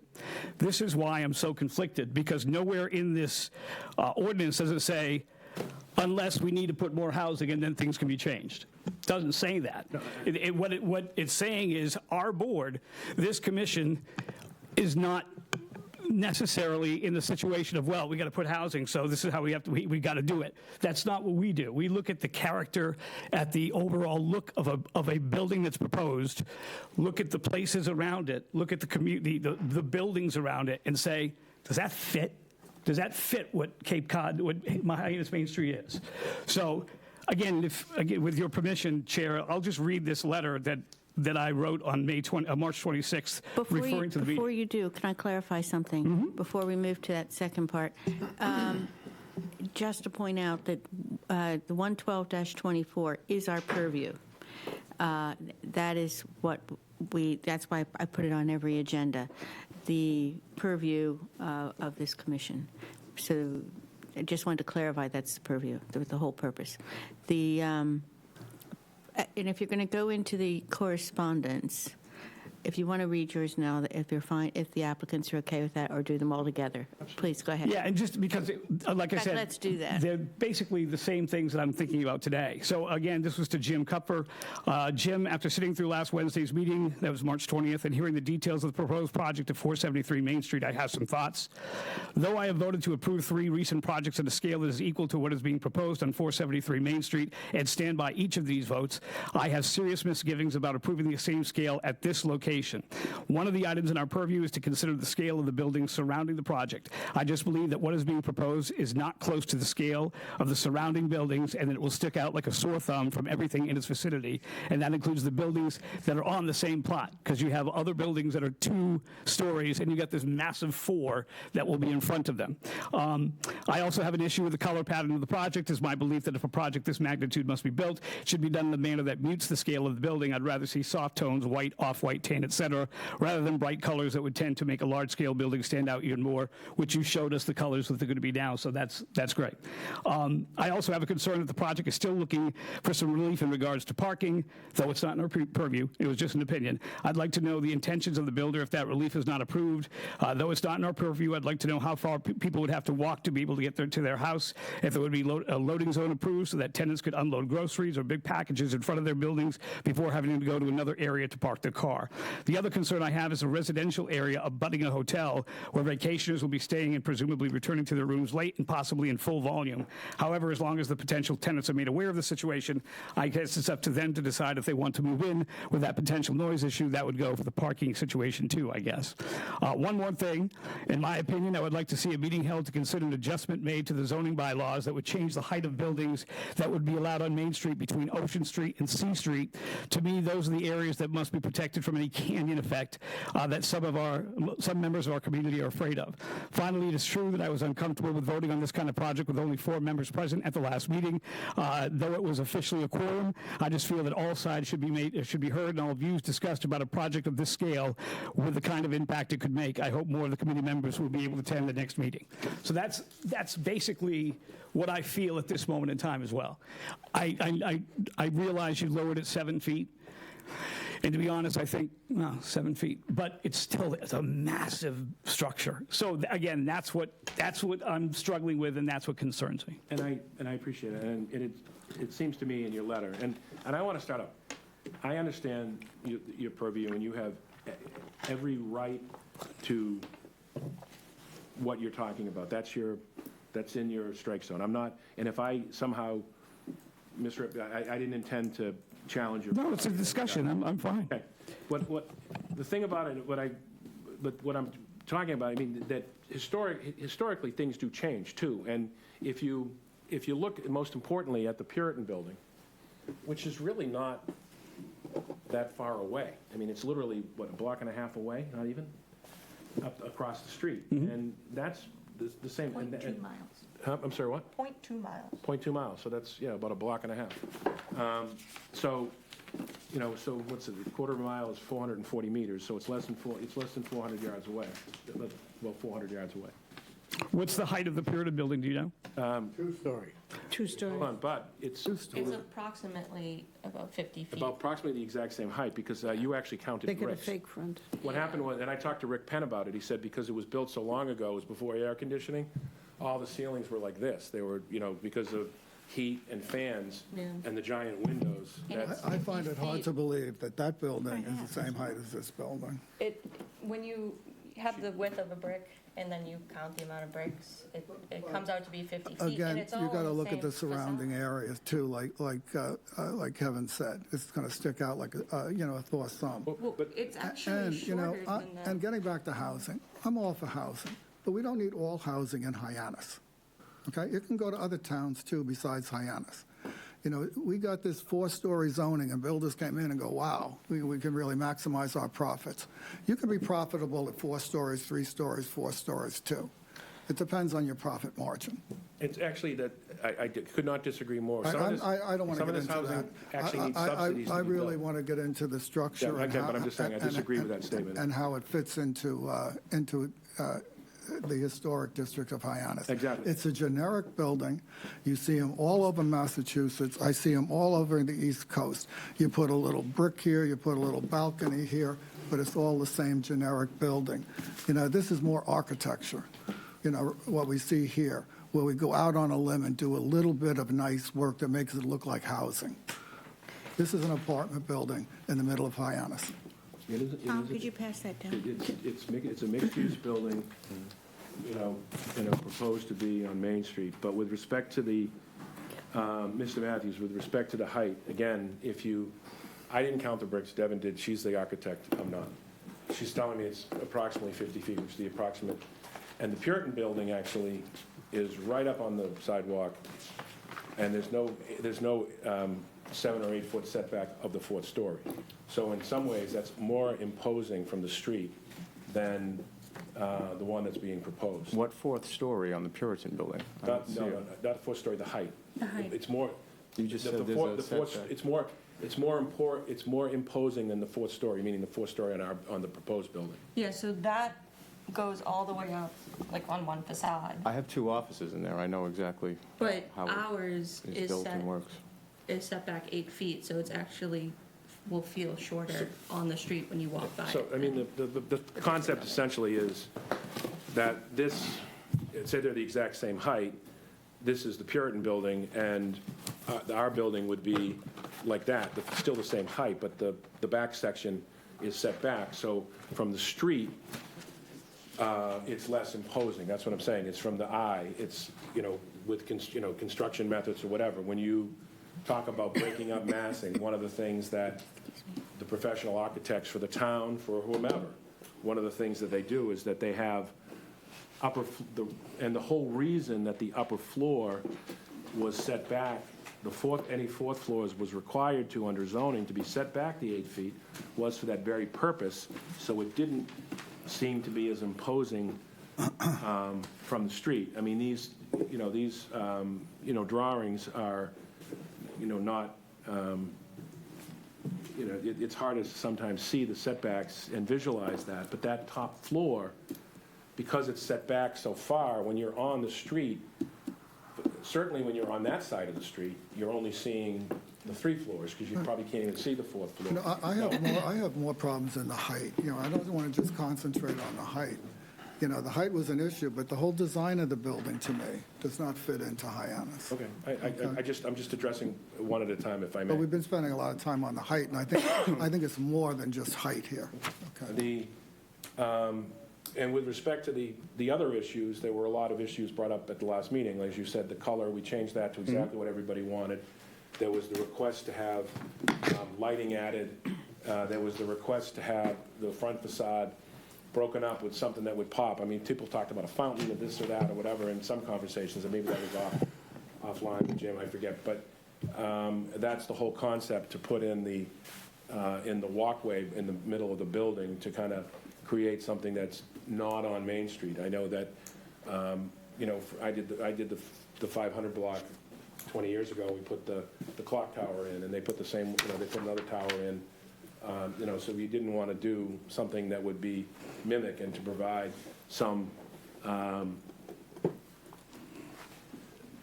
hate to use the word diversity, but the diverse architecture on there, and that's where the concept of this tunnel came up, and then it also actually works well with the, with the tenants. And with respect to your comments, Mr. Matthews, about the parking, I think we addressed that at the last meeting, but every single apartment unit will have its own individually numbered parking space. So there will be no, I know that's, you said it's not in your purview, but it's a concern. Yeah, well, No, you're entitled to, and I brought things that were outside your purview too, so you. Yeah, well, but I believe we had talked about it, when we talked about it at the meeting, that wasn't assured. And you were talking about, you know, possibly having off-premise parking. That'll be, off-premise parking would only be for the hotel. There'll be some type of, you know, service where there'll be, on the few nights that the hotel would be full, we have off-site parking, and that would be through, and that has to be approved by zoning. But with respect to the specific units, every single residential unit will have its own designated parking space, numbered with signs, you know, violators will be towed or whatever, you know, reserved, whatever plan, you know, quite frankly, whatever zoning, if we're able to get through here, whatever the planning department would approve, not the zoning department. So I think with respect to all your questions, I think that answers them. Are there more questions with respect to specific designs that Mr. Tari has asked? No, I'm sure that you've, and I should say I'm sure, Jim, I'm assuming that this has been gone through and all of the guidelines have been met, correct, on this project? Well, again, so the guidelines are just that, guidelines for you guys to interpret and review. But I mean, we're talking about setbacks and stuff like that, all those in zoning terms of guidelines. zoning, Correct. zoning ordinance, yes, other than that of parking. And right. so there still before site plan review, and they would need, if it remains as proposed, they would need to go to the planning board for relief for off-site parking at this time. I guess what I'm getting at is I'm sure you meet all the zoning guidelines for the building itself that you're supposed to meet. I appreciate the fact that you came back with muted colors. I appreciate the fact that you put you lowered to 7 feet to put the mechanical stuff, you know, taking up 3 of the units that you were going to be rented. I appreciate all of that. My issue now is more toward the guidelines that I read and what this commission is supposed to be doing is looking at this structure and looking at everything around it and say, does this fit the structure of Main Street on Cape Cod when it comes to the historic preservation of that district? That's my struggle. Yeah, and I'm suggesting if you look at the Puritan building, it does. Okay, two things. Back to the comment, I don't want to interrupt anyone down there. Jim, it meets the guidelines and for everything for planning and that. You're going on a setback of 8, which I think is great. I think on the new zoning stuff, it would be a setback of 7. So they're going 1 extra. Is that correct? Or is it 8? Still 7, or is it? No, it's 7-2. Did I say 8? 7 is where it's broken up. Okay. So there's many layers to this. So to be clear, so zoning ordinance, so the requirements that they're mandated to meet, the setback is 0. The design guidelines that have been discussed but not adopted by this commission, they discuss 7-foot variations throughout. And they're going for eight. every, say, 50 feet, I believe it is. For the guidelines that are before you today, do not really cite variations. Yeah. But again, it's up to this board to consider the massing and form and how it relates to the streetscape and the surrounding area. So you certainly could consider that. But they're but It needs to be back 8 feet. but And they're- yes, the fourth floor needs Okay, to be that's what I back, meant. set back. Because think I should also point out, and I'm going to have to try to figure out what the other thing is I wanted to say, to point out that, and correct me if I'm wrong, Jim, the planning board has adopted they have adopted those guidelines, and they have also adopted as our purview to be incorporated into their guidelines. Is that good? So they have adopted their design guidelines, but this isn't before the planning board right now, and No, it isn't, but I can see off-site it. parking probably wouldn't take into account design features. It's likely going to be. No, I mean the purpose, second character of the town. That actual 11224 was adopted and recognized in their new guidelines. Right, yeah, absolutely, yes. So that's a new thing, just to clarify. I can't remember what I do have questions myself. I have some energy with this. Okay, and then it'll be Commissioner Clark after you. You couldn't see the answer. Oh, I'm sorry. It might have waited for me. Commissioner Clark. I had a question for staff, potentially. And I understand that we look at these projects on a case-by-case basis, but we do live in, like, the real world, and context is key. Do we have any sense or the ability to look at how these other projects are going? Like, are they, is something like Sea Captain's Row successful? Is it fully occupied? Are people able to afford that? And kind of on the back end of it, I feel like we've approved some of these that Kevin has, Commissioner Matthews, has mentioned, but no movement there. Is it possible to see? I'm concerned that maybe we're going to have all of these in 2 or 3 years, and we don't know how it's going to go. And they all look the same. They're all about the same size. Is that something that we're able to do? Are we able to look in context and why aren't these projects moving forward? Are they getting through us and getting tied up in court or shot down? Like, what's going on with that if we are able to look at it in that, in that way? Yeah, I mean, it's the district as a whole that you're required to, be the shepherds for. So, I mean, I could speak briefly to a number of them. Sea Captain's Row, my understanding it is fully occupied with a wait list. I don't know about the dollars and cents of that. I do know 201 Cascade. I believe they're preserving their development rights and are looking to. There's some discussions about soon to be moving forward with that. I don't think we have the ability to get into all the ins and outs on that one. But and then 307 Main Street, my understanding is they're looking at tax credits at the state level, and I believe actually at the local level too. I saw that application. Yeah. So those are the three that you mentioned. I'm happy to any other specific ones. I can answer that question as well, Mr. Clark. I do know that Captain's Row is, except maybe if someone moved out last week, there's a long waiting list. But I can also say that there was, not right on Main Street, but also in Hyannis, the one right by where Whitehall was, what's it, 850 Ayano, the 54 units. Oh, there. yes, yeah. That filled up. They had like 150 applications for the 54 spots, and they have a waiting list a mile long, and they're 100% occupied. I was just going to say the same thing about Sea Captain's Row, because I know of some people who have tried to get in there and it was full. Good. I also know about the 850. Yeah, so. I'm very familiar with that one, yep. So, Thanks. can I just very quickly go back to Devin, because about 15 minutes ago you were cut off. Is there something you wanted to say? Oh, I don't remember.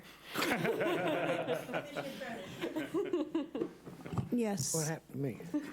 Oh, I'm sorry. Can we go to Commissioner Kay? Yes, I'm sorry. Commissioner Kay, then Commissioner Cronin. You're right. Hi. I think that I've been studying this neighborhood and this project now for a while. And I think that had this building been proposed to be on South Street, it would have gone down a whole lot easier than on Main Street. You've got the First Baptist Church across the street, and all the buildings around here, for the most part, are two-story. On Main Street, you can go all the way up to C Street and find a tall building at that corner. The brick building that's so close on the other side of the street is very deceiving in that it doesn't have the layers and layers and layers and layers of windows. This, for me, the mass of this building on Main Street is, regardless of the zoning, regardless of the intent, I don't think it belongs on Main Street. I think that what it's going to do to the surrounding buildings is going to overwhelm them. It's going to literally overwhelm them.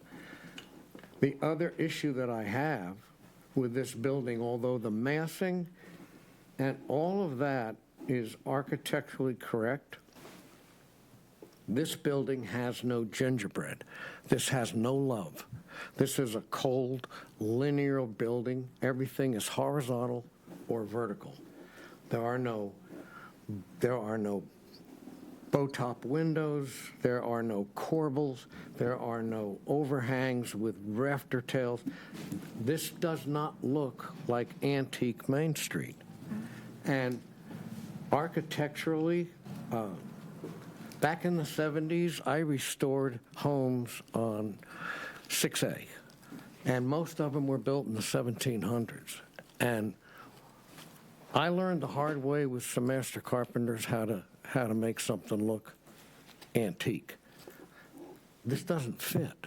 It doesn't, in my mind, the skin on this structure doesn't fit the historic of Main Street. I want to. This you put pictures up. Look at the rows of domed windows. Look at some of the features in some of the old buildings. Yeah, this building we're sitting in only has 3 rows of windows, but it's massive. It's still, I know it's got, like you said, it's got high ceilings, but it's not on Main Street. It is on Main Street. Puritan building? Oh, not The one we're sitting in is not on Main Street. Oh, no, I'm sorry. I thought you were talking about the Puritan building. I apologize. No. So my thought is, in order to keep the beauty of Main Street the way we have it now, even though some of the construction over the last 20 years has been a little too modern for my belly, we don't have the beauty on Main Street that we'd like to see, that I'd like to see. Being on this commission gives me the opportunity to try and help maintain the charm of Cape Cod, the charm of, look at Chatham. They wouldn't mess with this building in 100 years.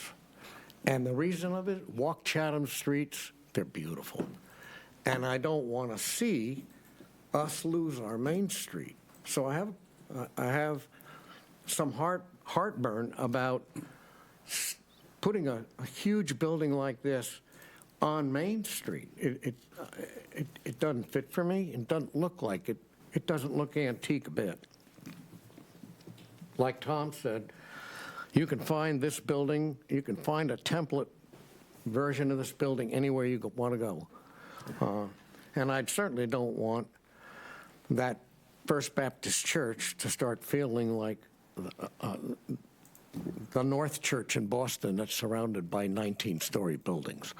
It upsets me that we're going to start seeing this mass come in and start to swallow up the beauty of Main Street. That's my take on it. Can I ask you a question, Jack? Sure. Are there things that we could do to that structure and still keep it at 4 stories that you would be comfortable with?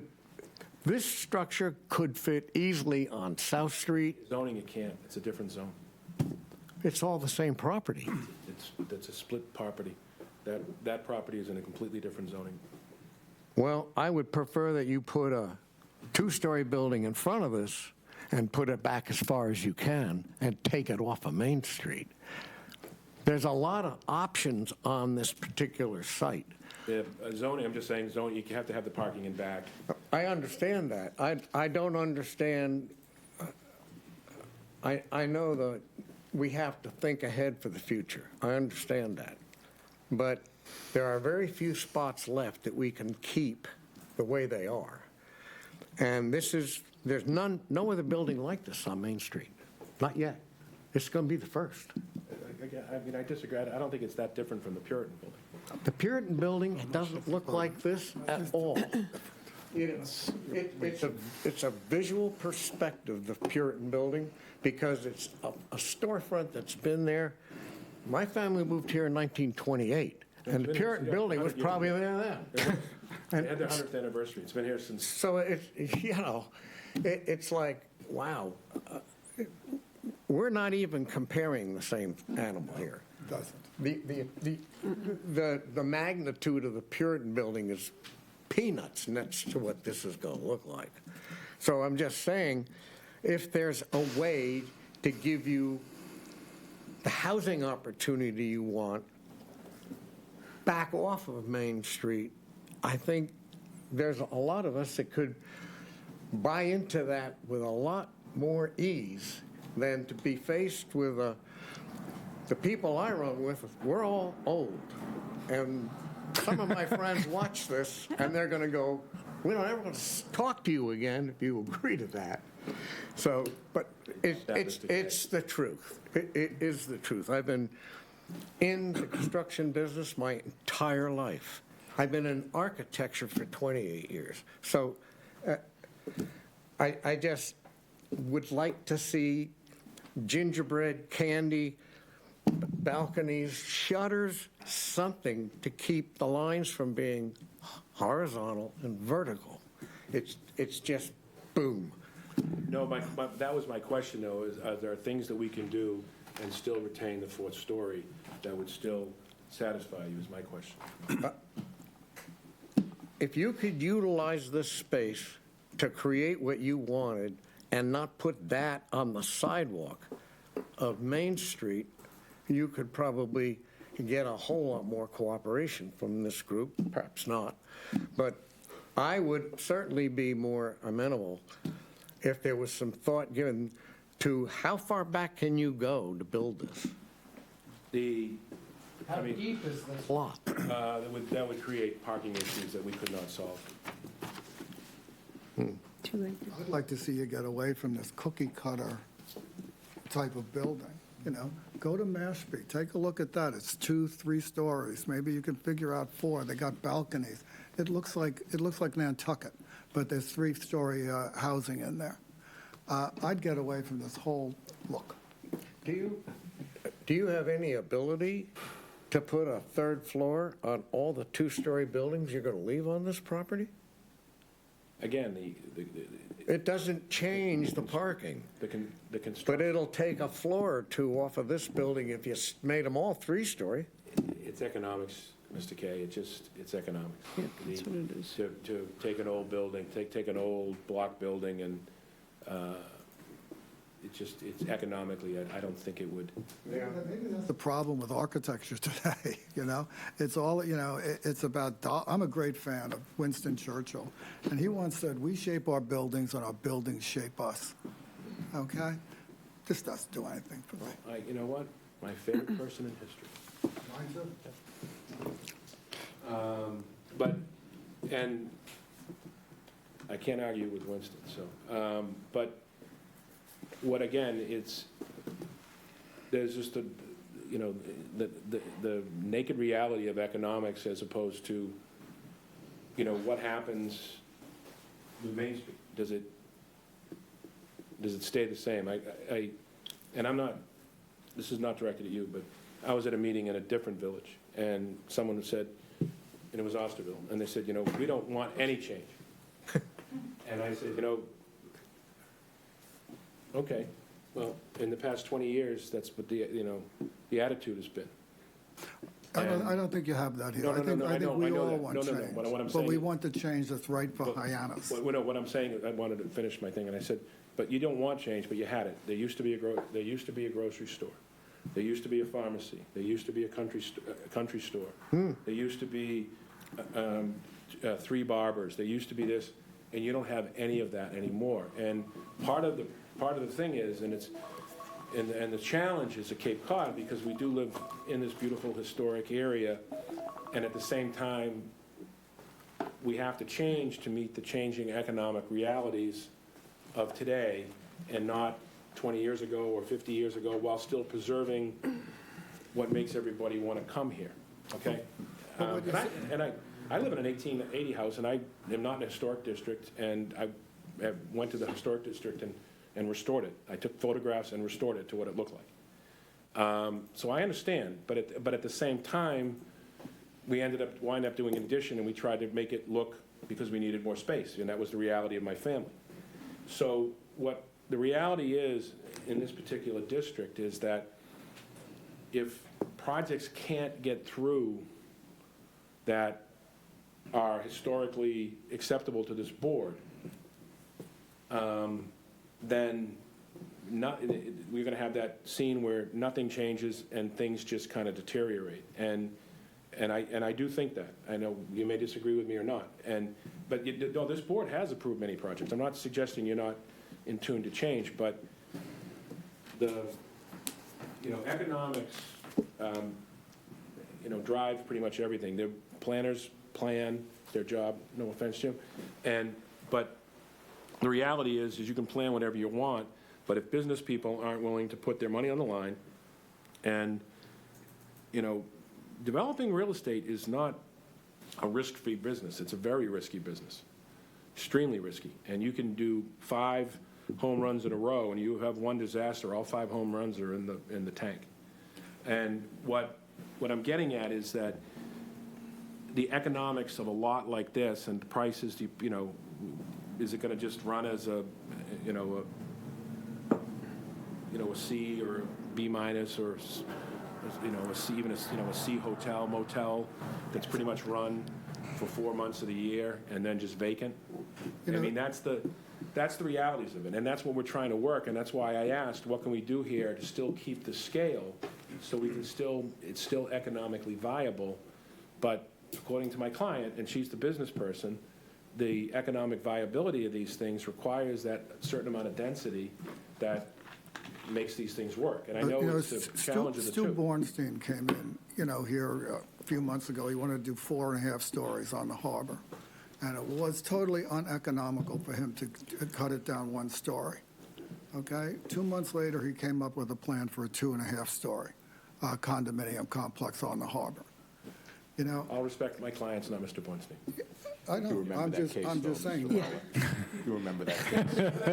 No, I remember it right, and you generally like It's too big for that lot. No, I'm an advocate, Mr. And you say Osterville changed, but it's gradual change from a drugstore to a little store. There's no major changes in Osterville. It was all negative. Beautiful I still think it's a beautiful little town. I remember Hyannis, when you had Peck and Peck, you had Filene's on the main street. Okay? Those were But great what I'm stores. saying is that And 1-bedroom apartments are not going to bring that back. There's a lot of other issues going on in downtown. I do think that economics, that if talking to these look at Sturgis, for instance, and it's a tiny, the amount of business that Sturgis brings into small sandwich shops on Hyannis is incredible. These kids, they spend $12, $15 a day, and there's a slew of them. And that was something that was introduced that was different than, no one ever thought there'd be a school on Main Street. And actually this was a school, but way back when. But those are the, certain changes, but that is what drives the economics of some of these shops. Some of these shops wouldn't get through the winter without those kids. And adding people who live here whether they walk down and they go to the, they come home at night and they want to grab a sandwich or a snack or an ice cream cone, or they want in the morning, they're getting their coffee and donut before they go to work, or they're having breakfast on the weekend, they walk. And that's the intent of this. And having people live on Main Street is probably one of the largest economic factors you could ask for. But you think about it, when you live close by to something, where do you shop? You shop close. If you can walk, you can. And that's the revitalization, and that's where, we hear that comment. There's no supermarket downtown. But there might be if you There's have no people living drugs, here. but there isn't right now, okay? And there won't be. And people are going to drive. The only thing downtown are tourist shops and restaurants, okay? So the restaurants will get a perk. People go to Hyannis right now to eat, okay?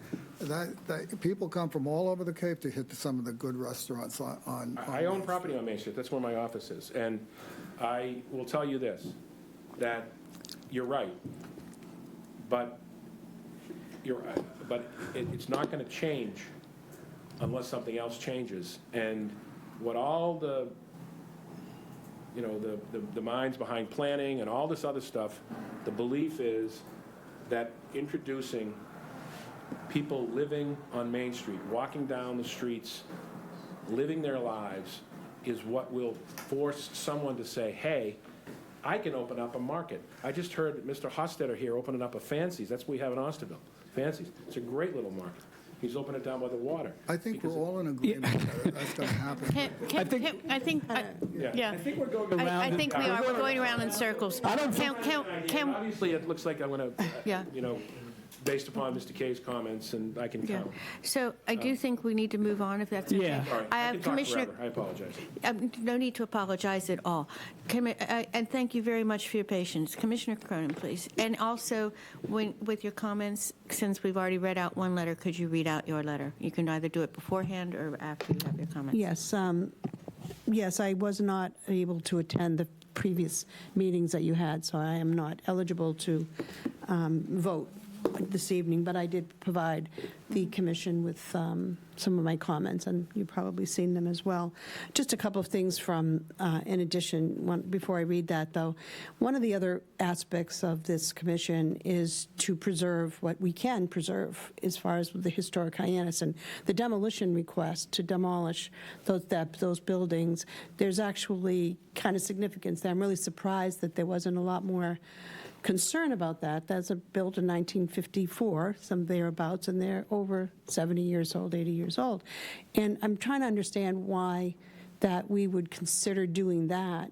That whole property in of itself is where Hyannis is. That, whether you think that we've got gingerbread houses or we've got a lot of eclectic buildings there, but that's happened and evolved over time. But there are some that have remained the same. There's a Puritan building. There's that corner that is a motel that's been an operating motel for a long, long time.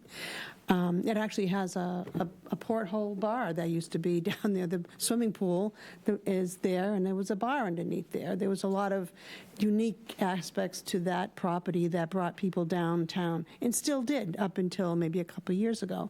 But it's run successfully for a long time, and that brought the tourists, and that brought a lot of different type of economics to Main Street. I've said this before the town council as well, is that if we allow having conversions of motels into apartment buildings, we have lost our characteristic. We're fundamentally changed to Hyannises. We've changed from being a tourist community or people coming to visit to apartments. And the new zoning, I get that the fact that people are taking advantage of it, but I think Hyannis has got the raw deal. I think we were, and this is my opinion, that those changes were led to believe that we were going to be allowing people to build apartments above those storefronts on Main Street, because that's what we needed to do, and that people would be able to have their workforce living in the businesses above them, and only to find out that the town council even said, no, that wasn't our intent at all. No one is going to afford to do that. That would be crazy. We need to build these big, massive structures on Main Street. And it wasn't that we were looking at setbacks, that it was a two-story building. these are massive structures that we've had to approve. One of them because there was no variances on a corner lot, that no setbacks and no commercial in the first floor. So we have gone through, this commission has gone through and approving some of these structures, and I would agree that this, and I think, Mr. Lawler, you even said it to one of the other projects that was before us, this is just too big for the lot. When you look at relative size, there's a 2-acre lot, and currently, with the 56 motel rooms and the 20 units in the back, that's 76 units for 2 acres, and that's like 38, that's the density of 38 units per acre. That is double or more than what the actual zoning calls for, but it's an existing structure and it's existing business. You're adding another 45 units to this. That would bring it up to 121 units for 2 acres. So now we're bringing it up, the density is even huge, even more. And I don't understand why Hyannis especially needs to lose its characteristic. That motel has been there, and it's open to the street, it's inviting.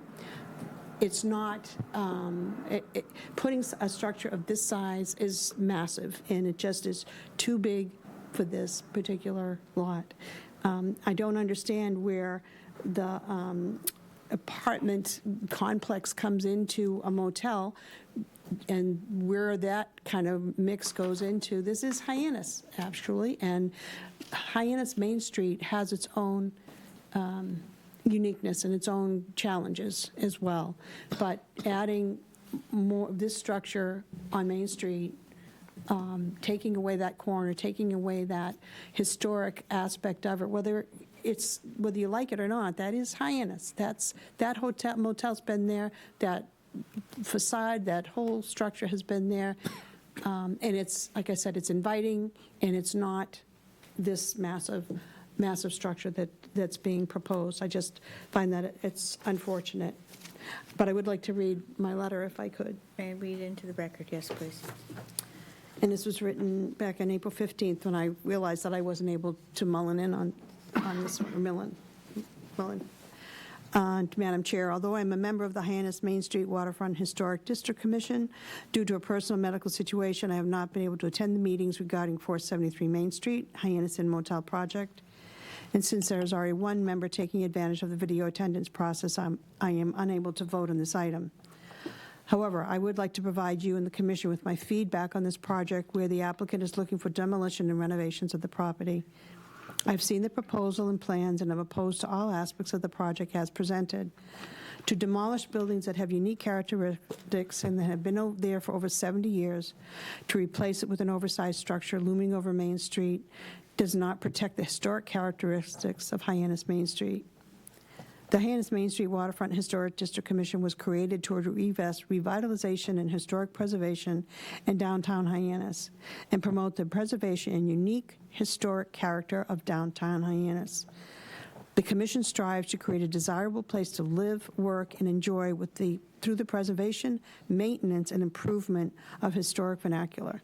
This property and buildings embody the unique and historic character of Hyannis, and is as the Commission's charge, and we need to preserve it as much as we can. I urge the Commission not to approve the demolition of structures as presented. Thank you. Yes, Commissioner Carley. Sure. Just very quickly, I'm very impressed by the comments and moved by the comments of Commissioner Kay, who I really value your experience in these things, and they were meaningful to me. At the same time, I'm very moved by the comments of Attorney Lawler, who is bringing up something to me that I try to be mindful of. There are people in this community who are not at this table. There are people, they go about their lives very quietly. They're the ones who get stuff done in this town. They may or may not be into history or preserving the historic nature of what we're doing, but they're not at this table. So, me, myself, I take it very seriously that we do need to be mindful of the fact that if we're not careful, we can, to quote you, Commissioner Kay, find ourselves losing Main Street, but in a different way. if it becomes the next Atlantic City or the next Coney Island, which were both very popular destinations in their day, and thriving communities, by the way. So I'm mindful of both things. And I think that we always need to recognize that Main Street is not just a tourist destination. People have planted their lives on Main Street, and I think we need to be mindful of that a little bit as we go on. Thank you. We've started with 2 of the correspondence. Can we go ahead and have the other 2 corresponding letters read out into the record, please? Commissioner Doherty, you had one of them that you submitted, just so that we've... No. Oh, I'm sorry. I correct. Commissioner Clark, you offered to do this for Tom. I appreciate that. Thank you. Yes, this is from Commissioner Doherty. I'm out of it. Yeah, you wrote this? Yeah, go ahead. Okay. He's already lost his position on the town. I thought you already read this at the meeting. No. You read it? No, it hasn't been read yet. The applicant has been provided all of your comments. On the video. Not in the I thought it record. was read. Okay, I'm sorry. You realize we're obliged to read them into the record. Go ahead. Hi, Jim. Below are some of my concerns about the Sawyer Realty proposal for 473 Main Street in Hyannis. Can you please share these at the meeting on March the 20th? 1, Sawyer Realty's proposed building is not the essence of the Hyannis Main Street Historic District or Cape Cod. It is very generic. 2, the building is too large for the property and too close to the road with no room to plant new trees along Main Street. Sawyer Realty will be destroying 3 large mature trees currently in front of Building C to erect this new building. Is there any way Sawyer could incorporate these trees into their design? 3, the back of the building is very plain, as seen in slide A202. I would like the back of the new building to have a design that complements or copies buildings A, B, and the remaining C. The new building, front and back, should complement the details of buildings A, B, and the remainder of building C. 4, I would like to see details and samples of all materials being used: siding, windows, shingles, brick, lighting, railings, etc. 5, I would also like to see more molding treatments added to the final design. And 6, more detail to landscaping, especially the addition of trees. This building, as proposed in my opinion, does not complement the historic district of Main Street in Hyannis. Respectfully, Tom Doherty. Side note, have you had a chance to look at the access road between Ocean Street and the Hyannis Yacht Club parking lot? Yes. However, very well read. I mean, Yes. Thank you, Commissioner Clark. Commissioner Kay, did you want to read your letter in, please? Sure. hard act to follow. Be careful. No, Jack. Where am I? Here I am. All right. I wrote this to Jim. Good morning, Jim. I watched the meeting last week and have also re-watched the video multiple times to try and have it as accurate as I can with my comments relative to 473 Main. I struggle with emails that are overly creative and wander off the rails and find it easier to state my thoughts with bullet points. I hope you find this acceptable. I have no issues with the demo request, Laura, I'm sorry, for this project, as what is being requested to demo is appropriate, in my opinion, had nothing to do with historic significance. Again, they're not as old as I thought. I also agree somewhat with the sentiments that Tom stated in his letter, particularly all of the exterior moldings, gable finishes, first floor, non-metal store, entry doors, design details. The building height with regards to the other buildings on the site is problematic for me, but I do have some suggestions for the design team. The building could include a full basement that accommodates some parking, along with the relocation of all of the rooftop mechanical equipment. What mechanical equipment that cannot reside in the basement could be in a ground-mounted equipment yard. I would prefer that the building would finish out at 3 stories. I appreciate all the efforts of the design team to follow the new design guidelines regarding the offset elements at the front of the building, but do not like the stark difference of the rear of the building. The monotony of the rows of identical windows needs shutters, window boxes, greenhouse windows, or some other creative efforts. The length of the front of the building above the first floor, with the spacing of the elements, both protruding and recessed, may be too repetitive to finished materials and color, and the demising line at the top of the first floor is too pronounced. Lastly, numerous historic structures on Main Street feature some form of domed details above the windows of the top-story floors. Our beautiful City Hall is a great example of that. Perhaps the design team could consider that. Thanks for your time, Jack. Thank you. I think we've read in all the correspondence, correct, Karen? It was only 4. The 2 letters. Oh, that's right. Hume. That's right. Thank you. I will read the other, which is the first one. Okay. So this letter is from Chris Kuhn, and this is dated April 3rd, 2024. Dear Commissioners, I would like to respectfully request, and it would be extremely helpful if you could please require the applicant for the above referenced development to install and maintain a series of balloons or some other apparatus which would specifically delineate the location of the footprint as well as the maximum height of each of the proposed buildings and additions. If these balloons are able to be maintained for a week or more, it would certainly help you, myself, the neighbors, and the general public to much better understand the size, scope, and impact this project will have on the character of the area. As an aside, it's unfortunate this kind of building delineation wasn't required for the proposed buildings at the 307 Main Street Wynn application, as well as the Cascade Motel development and Mr. Bornstein's project on School Street. It would have been very helpful and, in fact, impactful to see, and it may even have been decision-altering. I know the Cape Cod Commission utilizes this method when assessing the visual impact of proposed cellular telephone towers, and it would work quite well for them, although they do require the balloon to be in place for more than a week, so everyone has ample time to observe it. I believe they also advertise it and notify the neighbors of the dates it will be installed. Then this one came in today, same individual, Chris Kuhn. Dear Commissioners, take your Post-it note off. Okay. I'm wondering if it would be possible for you to require the applicant to produce a model of the modifications and propose new structures at a reasonable scale, which would allow the committee and any interested parties to see and more fully appreciate the full impact the size of these buildings will have on the character of this area. It would also be very helpful if the model could include the abutting properties as well for proper reference. With the availability of 3D printing, it should be fairly easy to accomplish.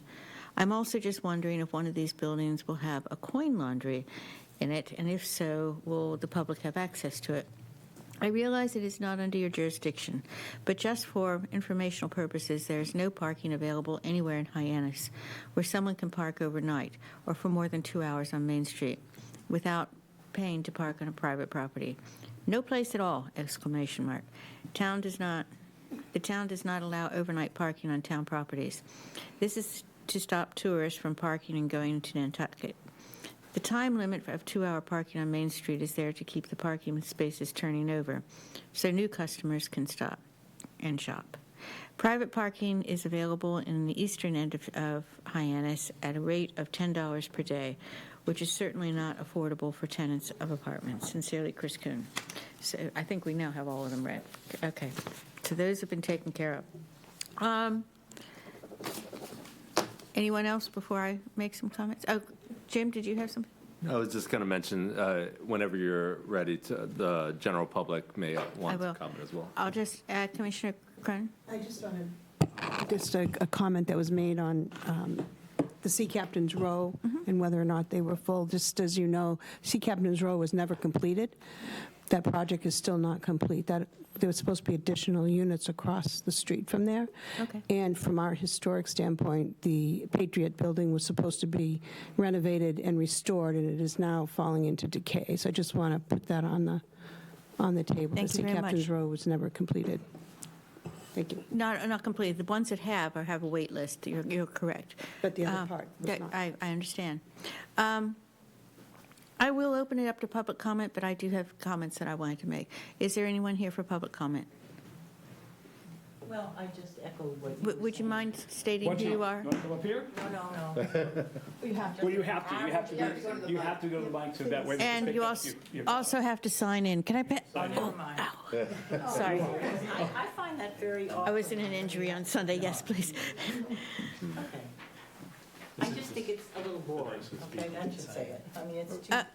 We do have to have you sign in, if you would, please. It's just a formality. That's why nobody ever comes to Don't me. worry, we're not going to come visit you and haunt you for whatever you say, we promise. We don't want your credit card number or anything like that.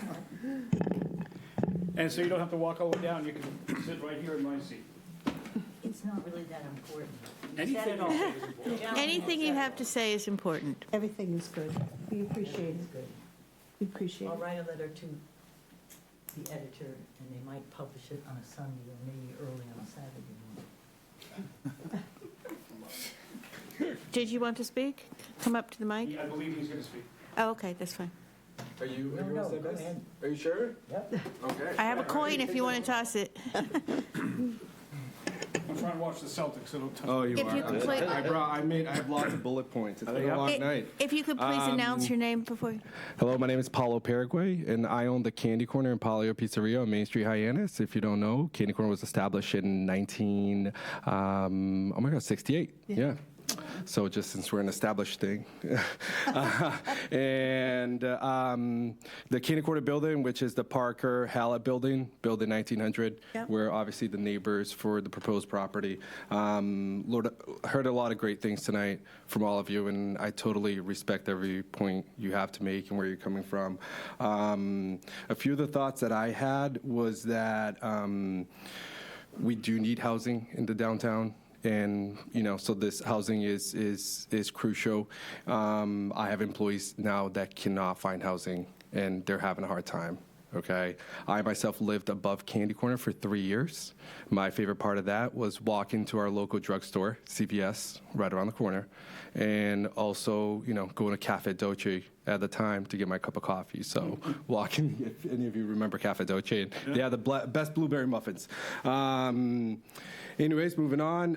In terms of the one-bedroom comments, totally understand what you're saying. I think that, I moved back to the Cape when I bought Candy Corner from the North End in Boston, and that was my favorite part about it, was because I was downtown, and, it was my wife and I, in one bedroom would have done it for us, and I think that the young professionals who can afford to live on Cape, that's what they're looking for. They're looking to be downtown where it's accessible to different restaurants. And I just wanted to make a comment. Main Street Hyannis is just not a restaurant or T-shirt shop selling souvenirs. We make all of our homemade products. I'm not here to promote my business, but also to let you know that, just so you could put a face to a business and let you know that we're open year-round, and there are the struggles that come with the year-round and not having, I could easily close like the motel does. They're open 4 months from they just opened last month, and they'll be closed by Columbus Day. So that area will be completely vacant. And no, there won't be any visitors to patronize my shop. And we are open year-round, and it's not the downtown. There's great T-shirt shops, but yes, there are a lot of gift shops and souvenirs. Puritan's is a great example of them. Many others who I'm good friends with on that, one of those comments. In terms of the design, I think that they have done a good job in terms of making updates that were suggested from the committee. If I'm correct, at one point it was a 0 setback from the sidewalk, and now it's, what's the current setback right now? 8 feet. From the sidewalk, right? It's 0 and 8. It varies 0 and back 8, and yeah. forth. But from the main building, though, from the storefront, what will it be? Right on the sidewalk there, so it's 0 in areas and then push back 8. Okay, so now there is planting that was added in front of it. That wasn't proposed before. I do have a note here, just a comment about the trees. They brought their point about the electricity. I am the one that I shovel my own sidewalk every winter, and I can tell you that the tree next to Fresh Catch, my neighbor, I love that tree, and that's when that we sponsor to get lit. That creates a problem in terms of cleaning the street. So what happens there when the bobcats come around, they don't have sufficient space between where the Fresh Catch property is and the tree. Okay, so that's something to consider. And given the width of that sidewalk on Main Street right now in front of their property, there's not enough space to plant a tree and have pedestrians walk. I do have a recommendation, though. If you'd like to donate a tree to any of the nonprofits, I know the Hyannis Public Library is re-renovating. I'm sure that they would be happy to accept a few trees if that's something you'd like to consider. And then in terms of, I do like how they upgraded the gables on the building to add it so it's not completely flat. While there was discussion, I had a chance to go, and I don't know if any of you have done this, just to go up and kind of look at different properties that were mentioned, Mashpee Commons, downtown Chatham, which it is beautiful, but I think that, downtown Hyannis has a lot more historic character than they do. And Mashpee Commons does have a lot of that tunnel effect, if that's what some of you are referring to. And I think, is that 2 or 3 stories there? 2, 3 stories? Yeah. It's 2.5, 3. Yeah, 2.5, 3 stories there with an apartment at the end across from Sienna being 3 stories, which does have that effect. And they are very similar to the Puritan building. I want to applaud you for this is not easy, and I appreciate the work that you do. Just wanted you to keep in consideration that, I'm sorry, what was your name? Oh, Neil. As Mr. Neil said, there are a lot of members from public that are not here. Myself, I was able to attend. Thank you to my wife. I have a stake on Main Street Hyannis as having my livelihood is there. Having 2 businesses. So those... Polio's right next to it, too? Correct. I have Polio's right across the street. And so I walk those streets every single day. And if you haven't used it yet, I just implemented some flags, okay? So you can safe cross Main Street from the fast-driving cars. So I do applaud the work that you're doing. But, yeah, there is, we need housing, and a lot of these potential young professionals who are looking for that 1-bedroom apartment could be potential customers. Candy Corner and Poly Pizzeria are open year-round. I could easily just close. I could close Candy Corner come off season, but I choose not to because I want to be there to support my local community and be here for the locals and also for my employees. So that could be additional revenue that somebody could come in and buy a piece of chocolate or something. But again, just letting you know from my business aspect. And there was a lot of comments about what would I like to see. I was talking to somebody once, and they said look at what they did with the way on Craigville Beach Road. I believe it's called Tradewin Apartments. Mm-hmm. So that's a beautiful design, and I do agree with that person's comment. Old Cape Cod looks historic, so I would encourage you guys to look at that. Like Mr. K said, a lot of the soft touches, the curves, and it's just not a blank, building that's another block adding to the downtown. But thank you for the time. I'm excited about having housing in the downtown. I understand that there's a possibility that it's going to kind of have a gloom effect on Candy Corner. We've been there for many years. Mm-hmm. I would still like to be able to enjoy the 4th of July fireworks from my porch, if that's possible, and I think it still will be. But those are some of my recommendations and my takeaway from tonight. So thank you for your time. Thank you for your contribution. Do we have another comment? Ma'am, did you want to comment as well? Are you sure? It's fine. I just didn't want to leave you out. Be clear, she doesn't want That's to fine. talk. So, all right. I should also say to Attorney Lawler and to Commissioner Kay, I'm also a fan of Churchill. And he has two homes in the United Kingdom where I lived for nearly 4 decades or split time. Both are historic buildings. The first is called Chartwell, which is his personal family home, which is just south of London. It used to be about 4 miles from where I lived.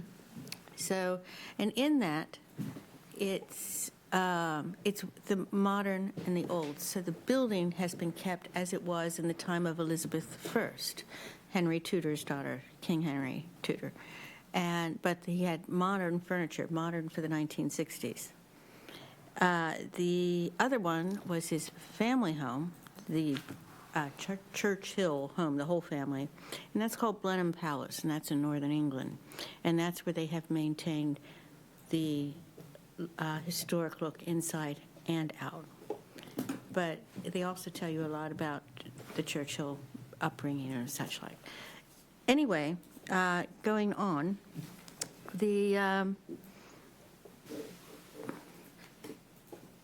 I also have a problem with the height, but I also notice and respect and appreciate all the efforts that you have made to accommodate the comments that were made. I would have liked to have seen more artwork or stuff on the outside. You have incorporated some of them. I did have questions about lights and parking lot and setbacks. And I like that you brought the brick up to the second floor. But I found that the front had far more, the back still needed some softening. One of the jobs I do, as Attorney Lawler knows, I try to look at what the responses are and where it's going. I have a question from Mr. Kupfer. Obviously, we have quorum. Are we able to do a meeting where we just try to hash out ideas and things that we might think will make it, or is that constructive or not? Because there's a number of people that say, I don't like this, but if, then I would like it. Can we facilitate that? You can. It would have to be in a public setting, though. Of We would course, have to. yeah. It would be continued matter, and you could, at the next meeting, have a workshop if you so chose with the applicant. I'd like that. We would definitely, obviously want a continuance of this, and would definitely. Oh, yeah, I think there's some real possibility there. I'm doing a lot of college campuses now where we're doing all the parking And I'd like to have below my the client. building. I'd like to have my client here for that, obviously, and then. Absolutely. Absolutely. Sir, I have a question then. Yes. If we're going to do that, are non-voting members able to participate and vote at this time? Jim? Well, you certainly can participate. It's just a continuation Participate, of the yes, hearing. yeah. That's- So Participate, in yes. addition to more conversation, we still wouldn't have weight of a vote? I don't think you can. My understanding, I'd check it out with legal because it's still the same application. And as Yeah. long as it's the same application, am I correct or wrong? That's correct. It's just a continuation of this existing Yes. hearing. Could I make a So where suggestion? is the advantage to doing that at this point? Commissioner Matthews, if you want, before we go I was on. just going to say the same thing. I recommend that we don't continue this. We make a decision and have them come back, and we can workshop it. Although that's fine. But that way, it allows Tom, it allows Laura to actually vote and be a part of the voting in the situation. If you continue it, they're out, and that is, I'd rather them. Personally, I'd rather them have a say. Then the stumbling block I see here, because you know me, I don't like to break open meeting law because that opens a whole can of worms. Again, correct me if I'm wrong. We're having a lot of firsts tonight. But if we do that, and then we have a new application, which I think we have the right to say there will be no charge for it.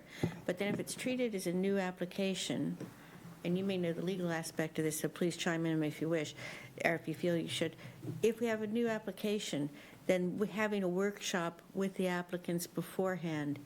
Is that, I don't think that's ever been done, and does that not mean it's kind of like No, so. Pre-consideration, so predetermination? Your options here are continue the matter or render a decision. If you render a decision, then the hearing is done. The applicant could maybe come back at a later date or appeal that decision or whatever their remedies are in the future. But tonight is simply continue the matter to work with the applicant further or render a decision. But then how do we get that workshop in? You wouldn't if you rendered a decision. Okay, that's what I'm saying. I think it would therefore Though- not allow us on a new application to have a workshop beforehand. We would seek a continuance, and obviously, we would listen to everybody at this board, whether they can vote or not. Okay, so I think what we have to do is go to a motion to continue. I will make that motion and go for a vote. Commissioner Kay, are you in favor or not in favor of a motion to continue it to and then have a workshop? I'm very much interested in the workshop, you bet. Yeah, continue it. Commissioner Crawley? I'm in favor. Commissioner Doherty? I can vote on this? Oh, no, Yes, you can vote on whether. On we a have continuance, on a yes. continuance, yes or no? I'd say no. No, I know, I mean, Jim, yes or no, can they vote on a continuance? Because it's a vote. Right, it's just That's a process. procedural vote, It's yeah. just Okay, so just Procedural, so we can we vote. just want to clarify that. So Commissioner Doherty, yours was a no. Commissioner Cronin? No. Commissioner Matthews? No. Commissioner Clark? No. Okay. And I'll abstain. So so we have to do a vote. Yeah, he did. May I have a 5-minute recess? I might, Absolutely. I wanna A 10 consult minute, with a 10-minute recess, is that okay? 5 minutes is fine. Okay, 5-minute recess. Let Dave know.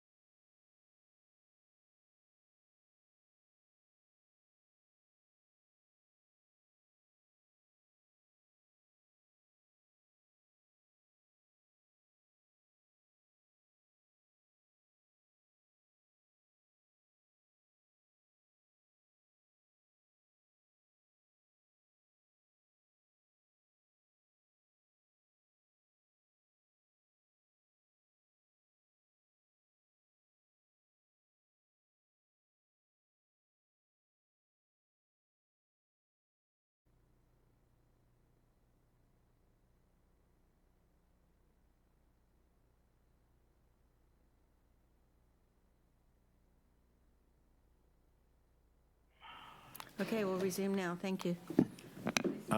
Obviously, I can read the tenor of the room and listen to everybody and respect it, and consulted with my team, or my client's team, our team. And I, at this point, would like to withdraw the application rather than have a vote, and then take a lot of the comments that you made, go back to the drawing room and try to figure this out, and then come back with another application.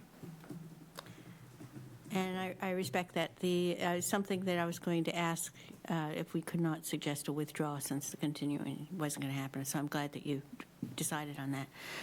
All right. So I don't think that we need to actually, we do have to vote on the withdrawal, don't we? So I will make a motion that we allow the applicant to withdraw. Is there a second? A second. Seconded by Commissioner Matthews. Commissioner Carley? Aye. Aye. Commissioner Matthews? Aye. Commissioner Clark? Aye. Commissioner Doherty? Aye. And Commissioner Kay? Aye. I also say aye. So we do hope to see you back. Yeah. We will. Okay. Thank you very much for everybody's time. Thank What's your you. favorite Churchill book? Dennis, Devin, thank you very much. Thank you. And I will tell you that I will be sending to Jim to forward to you the other things I was going to mention. It just didn't seem to be worth adding those in at that stage. But Should those be put in the record? we always try to make things work. But There's sometimes no question about, no, it's Should those a be very amenable board, you know, everybody can disagree without being disagreeable. That's the best way to do it. fantastic. Thank you for your time and your patience tonight, and all your efforts. I was saying, what was your favorite Churchill book? It turned out that the ribs were not broken. Books. I It was badly bruised. just got into No, it. it was, William Manchester has a trilogy, it's fantastic. Yes, it's very good. I've read that. That's There, excellent. and I have What is a it called?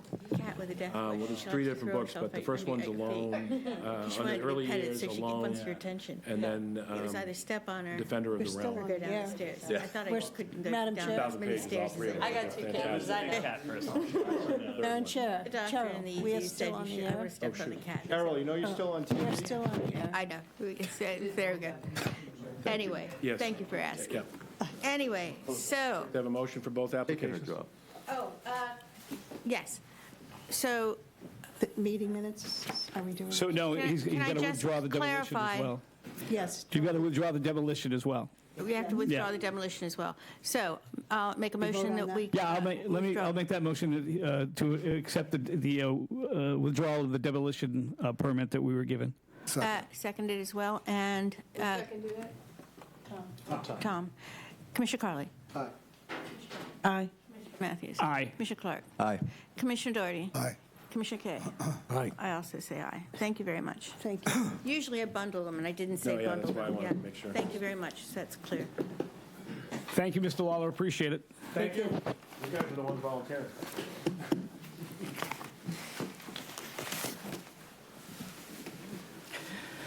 All right. All right, so.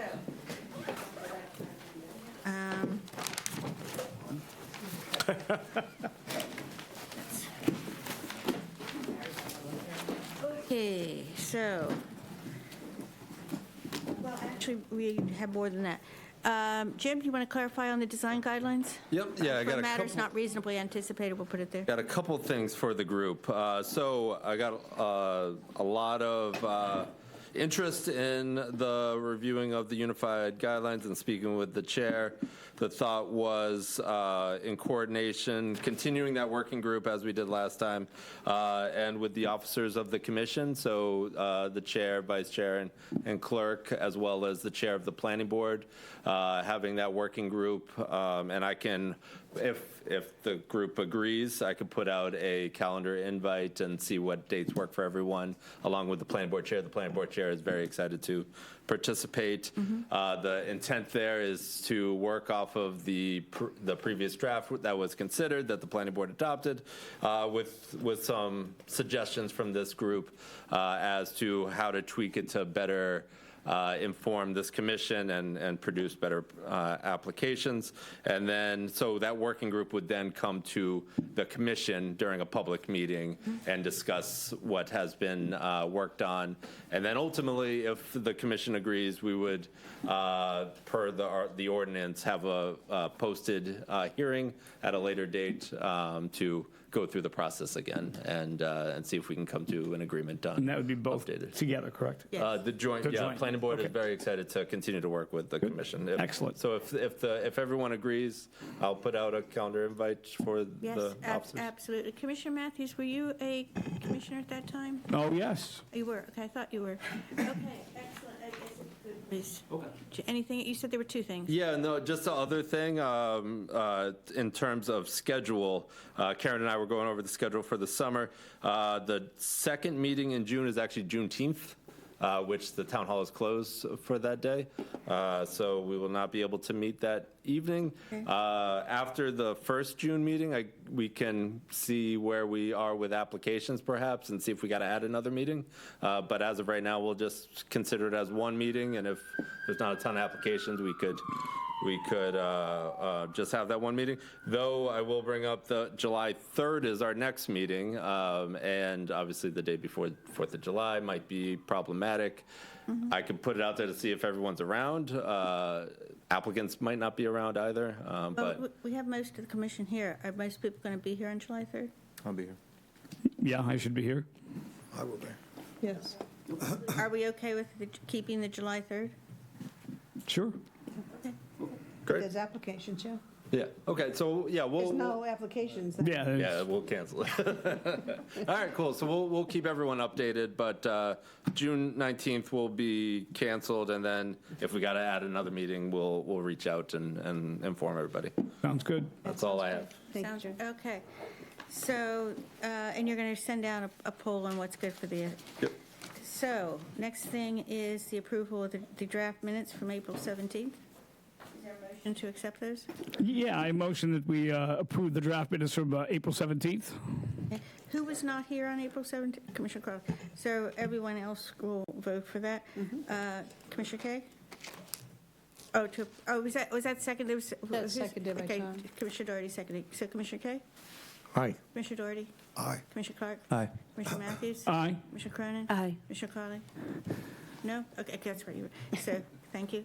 Okay, so, So Laura did vote, but Neil, did you vote? I can't vote. I voted. she voted yes. You So, did vote. and Yes, I vote to approve. So that's done. Okay, next, we've already dealt with the next meeting. Motion to adjourn. Second. Commissioner Kay? Aye. Commissioner Doherty? Go Celtics. We'll count that as an aye. That's an aye. Deny. Commissioner Matthews? No, aye, yes, aye. Aye. Commissioner Crowley? I also say aye. So we are adjourned. Thank you, guys.